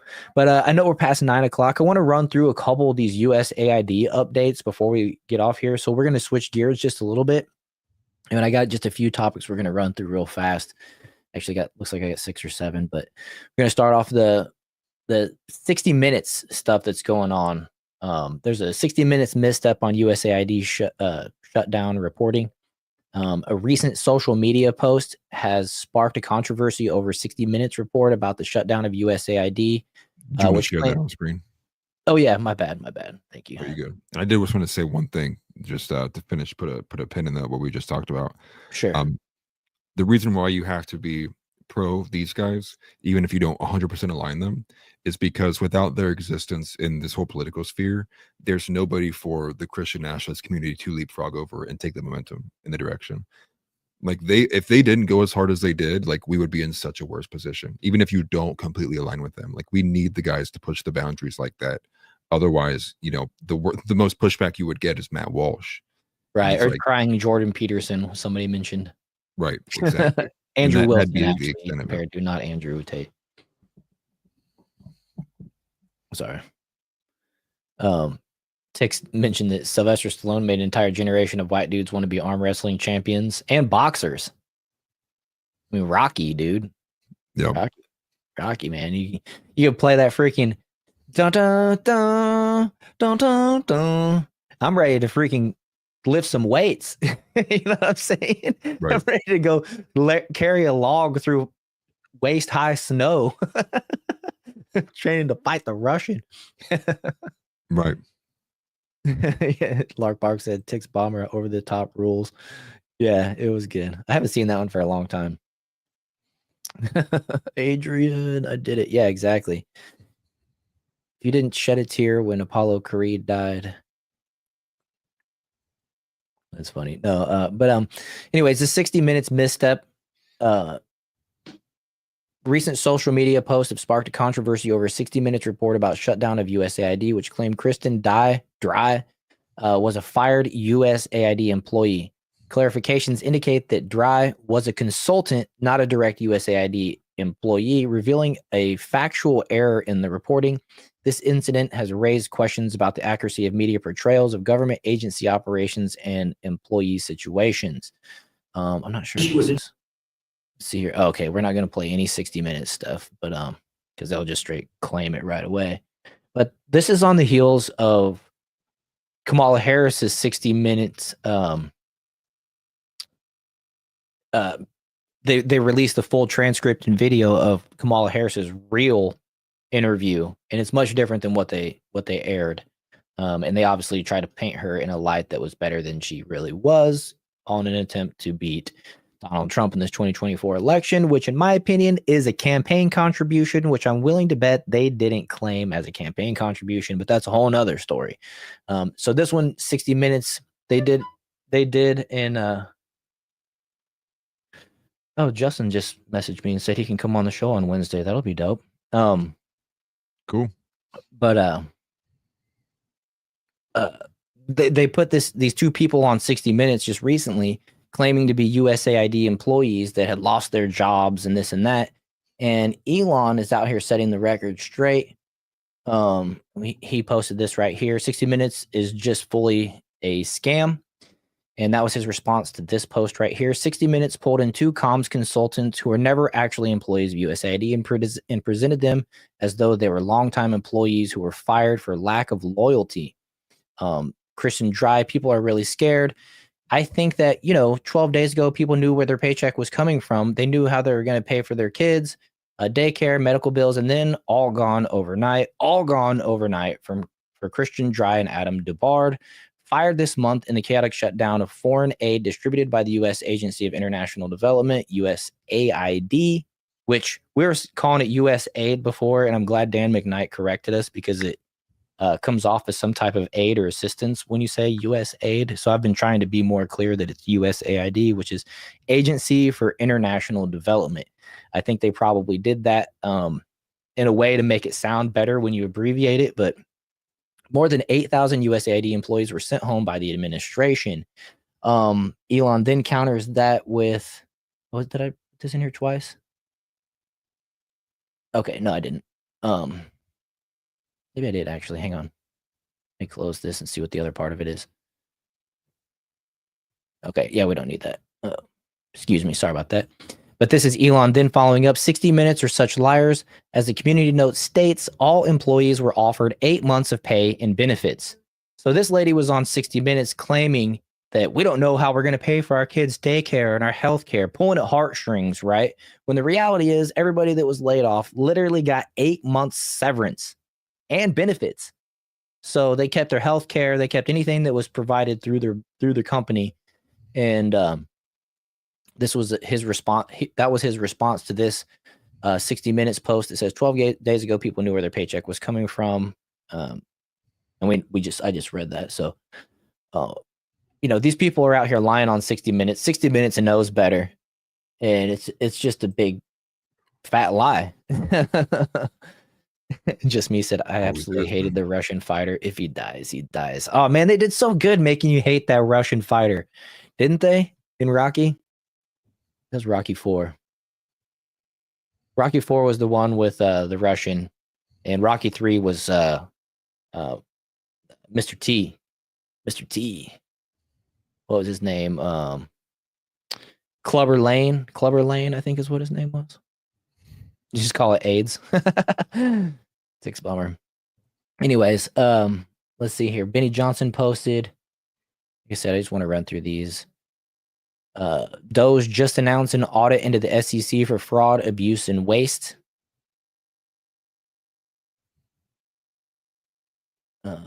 So that's another agency that they're getting into here shortly. What else we got? Okay, this one is a post from the Gateway Pundit. Elon Musk's Doge team uncovers over 25 million people ages 100 plus in Social Security database. Oh, other than Constitution. Okay, so we already checked that one out. I should have put that in the other category. And then this one is another one from the Gateway Pundit. Elon Musk Doge team uncovers 21 million taxpayer-funded grant allocated to voter turnout in India. India's ruling party responds. You laughing at this, or Make me am I missing? racist, keep reading headlines like this. Say again? So if you want to make me fully racist, we got to keep reading headlines like this. No, I know, right? So the United States government efficiency, Doge, spearheaded by Elon Musk, has axed a controversial 21 million taxpayer-funded grant that is designated to boost voter turnout in India. The allocation was merely a fragment of a staggering $486 million budget under the Consortium for Elections and Political Process Strengthening initiative approved during the Biden regime. But that wasn't all. Doge's latest findings revealed that another 29 million had been designated for strengthening the political landscape in Bangladesh, a country that recently witnessed significant political upheaval amid allegations of U.S. deep state involvement in orchestrating the removal of Prime Minister Sheikh Hasina, according to NDTV.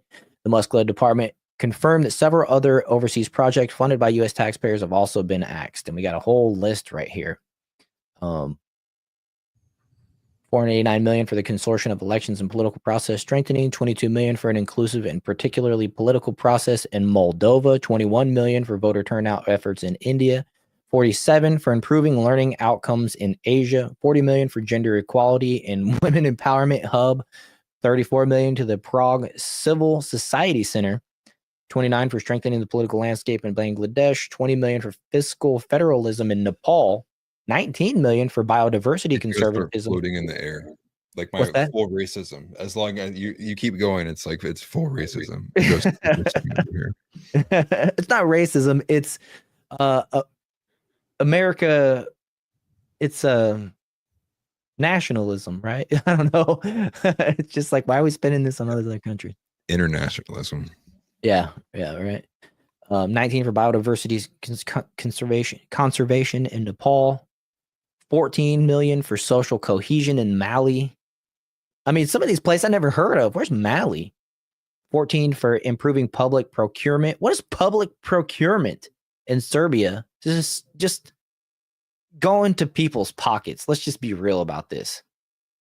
Right. 10 million for Mozambique voluntary medical male circumcision. Are you kidding me? 9.7 million for UC Berkeley to develop a cohort of Cambodian youth with enterprise-driven skills. 2.5 inclusive democracies in Southern Africa. 2.3 for strengthening independent voices in Cambodia. The inclusive democracies in Southern Africa is really working out for the white farmers down there. I can tell you that much. 2 million to develop sustainable recycling models to increase socioeconomic cohesion among marginalized communities in Kosovo, Roma, Akali, and Egypt. And 1.5 million for voter confidence in Liberia. This is ridiculous. The waste is just out of control. And then finally, this last one.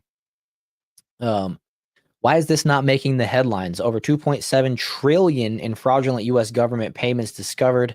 Caroline Leavitt responds in this video on Wednesday.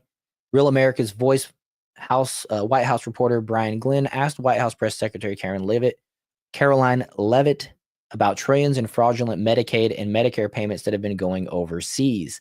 Rep. Marjorie Taylor Greene held her Doge subcommittee hearing earlier in the day and announced the group's findings. The subcommittee has found 2.7 trillion in improper and fraudulent government payments since forming their subcommittee. This number came from a report late last year on government waste. According to News Nation, the federal government spent 2.7 trillion in payment errors since 2003. That number was discovered last year before Doge launched an in-depth investigation into government waste. So then we have Carolyn Leavitt. Doge just for a second. Earlier, taking Carolyn Leavitt answering some questions here on it. So let's play this real fast.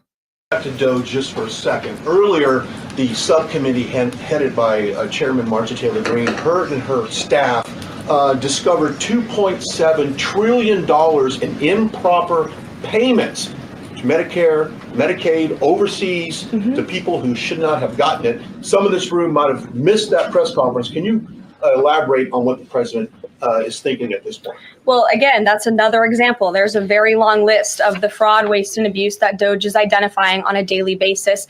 Elon Musk also talked about yesterday about Social Security payments that are going out the door for people who are no longer with us. Unfortunately, I would say that is certainly fraud. There's also a lot of contracts they've identified that, just as a hypothetical example, are $1 million, but only 500,000 went out the door. So where's the rest of that cash? And so that's the thing. Those are the things that DOGE is working on every single day. And I would just remind everybody in this room, this is what President Trump campaigned on doing. He's delivering on a promise that 70. Crazy. And I think actually up here we have, there's music in the background on this. That's why I told myself we're going to skip it. Let me see. Over the last 20 years, The United States government has wasted $2.7 trillion in improper payments. just last year. $170 billion were overpaid. Always got to put music in the background, don't they? It's annoying. Yep. Oh, TikTok, it sucks. man. What's that? Said TikTok, dude. Yeah. Right. Too easy to just add songs to it. Right. So I mean, it's crazy that this 2.7 trillion was discovered before Doge even took over, but we still hadn't found out about it really publicly until now. I mean, 2.7 trillion. I don't know if you guys have seen this, but the Poly market, they are tracking how much money Doge has saved, and it's pretty cool because they have Doge has a $2 trillion goal, and it's like tracking it. So far, they've saved 49.09 billion, which is 2% of the $2 trillion goal. It's pretty interesting. I've had this page open on my computer for a few days now, and just waiting for that number to get to that 2 trillion, I guess. Right. It's kind of cool that you can track it. Yeah. More. And what else we got? The Delta flight flipped over.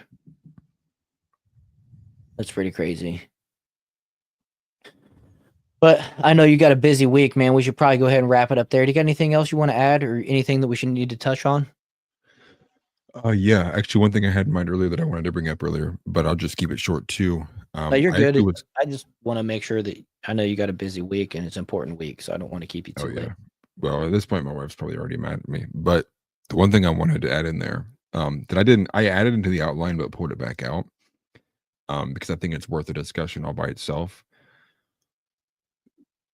There's a study that was released, and it's like a two-part one. They're kind of connected to each other. That they found that babies who are killed in the womb via abortion actually do experience excruciating pain.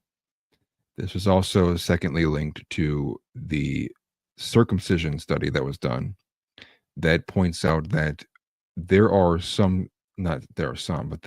is a large traumatic event experienced with boys who get circumcised that causes like very deep kind of psychological issues in them. Yeah, I'm still There's pissed.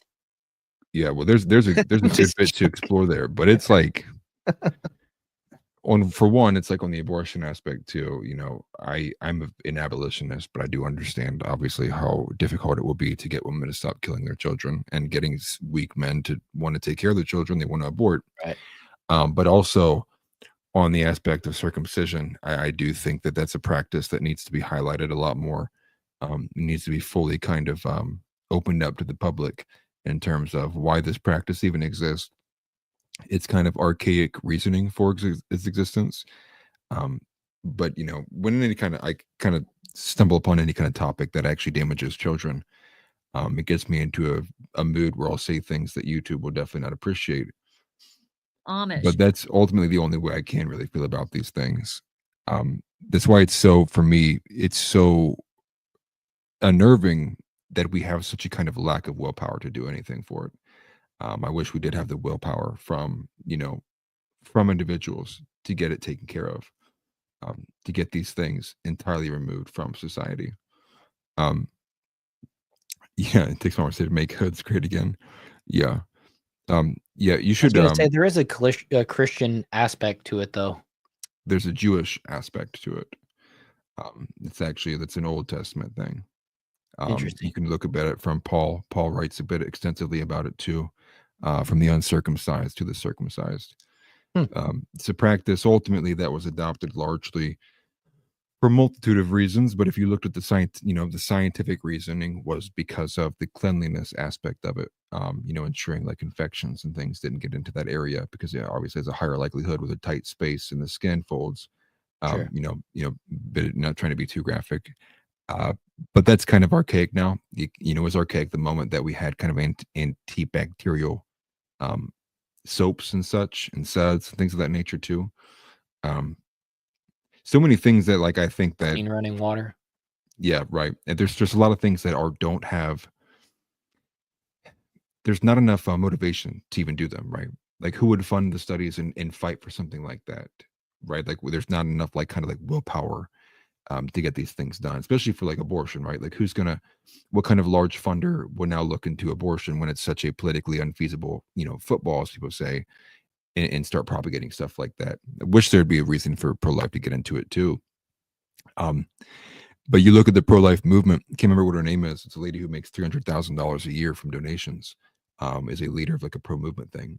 And she actually actively wrote letters when there was a bill in her court. I believe it was in North Dakota. She wrote letters to other Republicans urging them to not vote for this bill when it was tabled and had a probability and a chance to actually make it across the table. And it was on the equal opportunity. Equal opportunity. Well, I'm trying to remember what their guideline or what their reasoning was, or their language was rather. But ultimately, it was the fact of it because there is no negative consequence for abortion and the killing of the life. What people are essentially saying is that there is the unborn are not people, and actually if they're sub people, you can actually treat them as if like they had less dignity. So it was kind of like languaged in that format too. So it was saying just because there's a void and there's an absence of punishment being done here, um, and it had a chance to pass. I mean, it actually made it to the floor. It's really hard you can get any kind of full anti-abortion bill out of a committee and onto a floor. But you see that the lady who heads the pro-life movement makes $300,000 a year from donations from people who are paying her because they think that she would be a voice for the pro-life movement. It's actually just a large grifter. And so there's a lot of that stuff there too. It's a lot of evil forces at work as well. But I ultimately decided not to highlight it in the outline and spend too much time on it because it's just such a toxic subject to talk about. As much as Pearl Davis says women will fight for anything for the right to be naked, I also think on the same aspect too, people seem to fight as hard as they possibly can to ensure they can still kill children. And I hate it. And I hate what is evil. Yeah, for sure. It's an interesting thought there about circumcisions. I've never really gone down the rabbit hole essentially on that, but yeah, we'll save the judge stuff for Wednesday's show. There's a lot of different judges that have been kind of exposed here as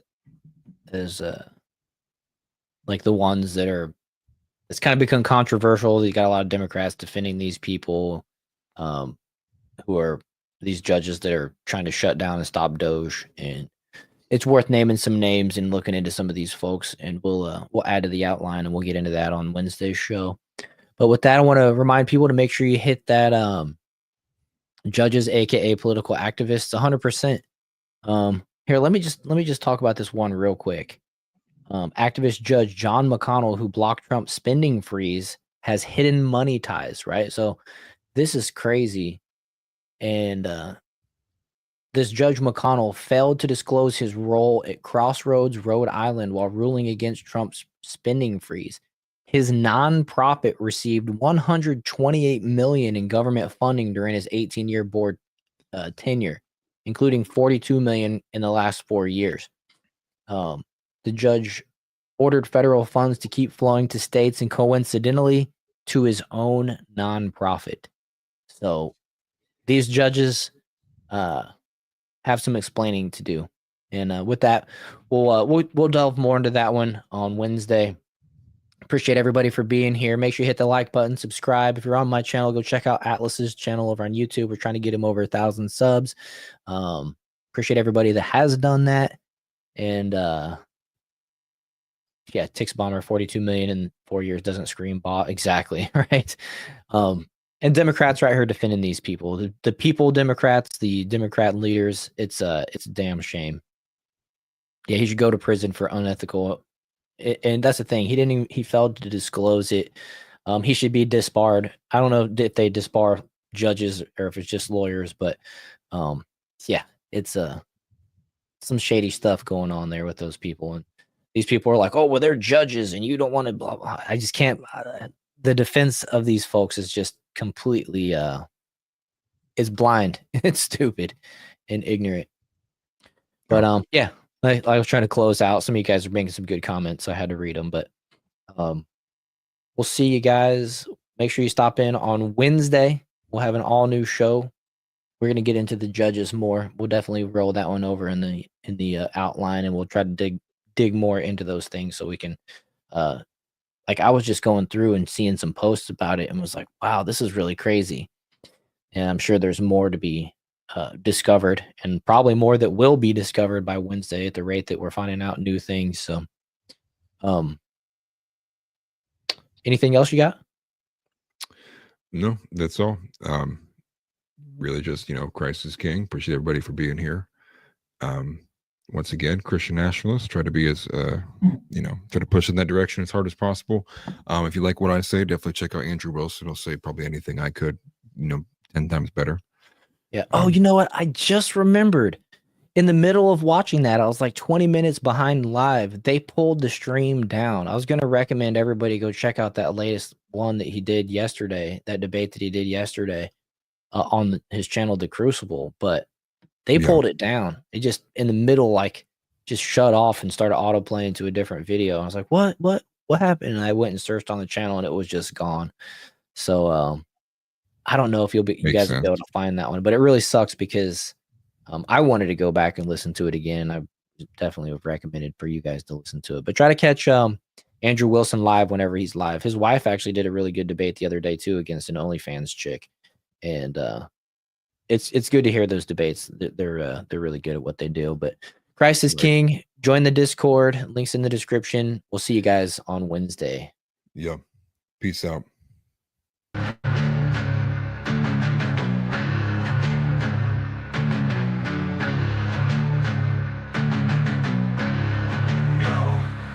With war rolling at the start, we here to bring the truth. Jar open this podcast, we breaking through the fake news. They try to silence us, but we won't be subdued. We're bearded alpha males here to save the youth. Spitting fire on the mic with our bass Christian takes. Exposing the lies, keeping the demons at bay. We ain't afraid to speak up, we won't be swayed. Jar open this podcast, where the truth is laid. Jar openers, cracking open the lies. We're rolling Atlas up, we're here to rise. Bearded alpha males saving the youth from the godless demons, spreading the truth. We ain't playing games, we're on a mission to awaken the masses with our intuition. Pulling out the corruption with no inhibition. Jar open this podcast, sparking a revolution. We're not afraid to stand tall in a world full of deceit. We're the voice of reason, bringing light to the street, keeping it real, never missing a beat. Jar open this podcast, where the truth meets the heat. Jar openers, cracking open the lies. We're rolling Atlas up, we're here to rise. Bearded alpha males saving the youth from the godless demons, spreading the truth. Jar open this podcast, where the truth will never cease. Join us on the journey to bring back peace. We're rolling Atlas thugged, fearless in our release. Jar open this podcast, where the lies will decrease.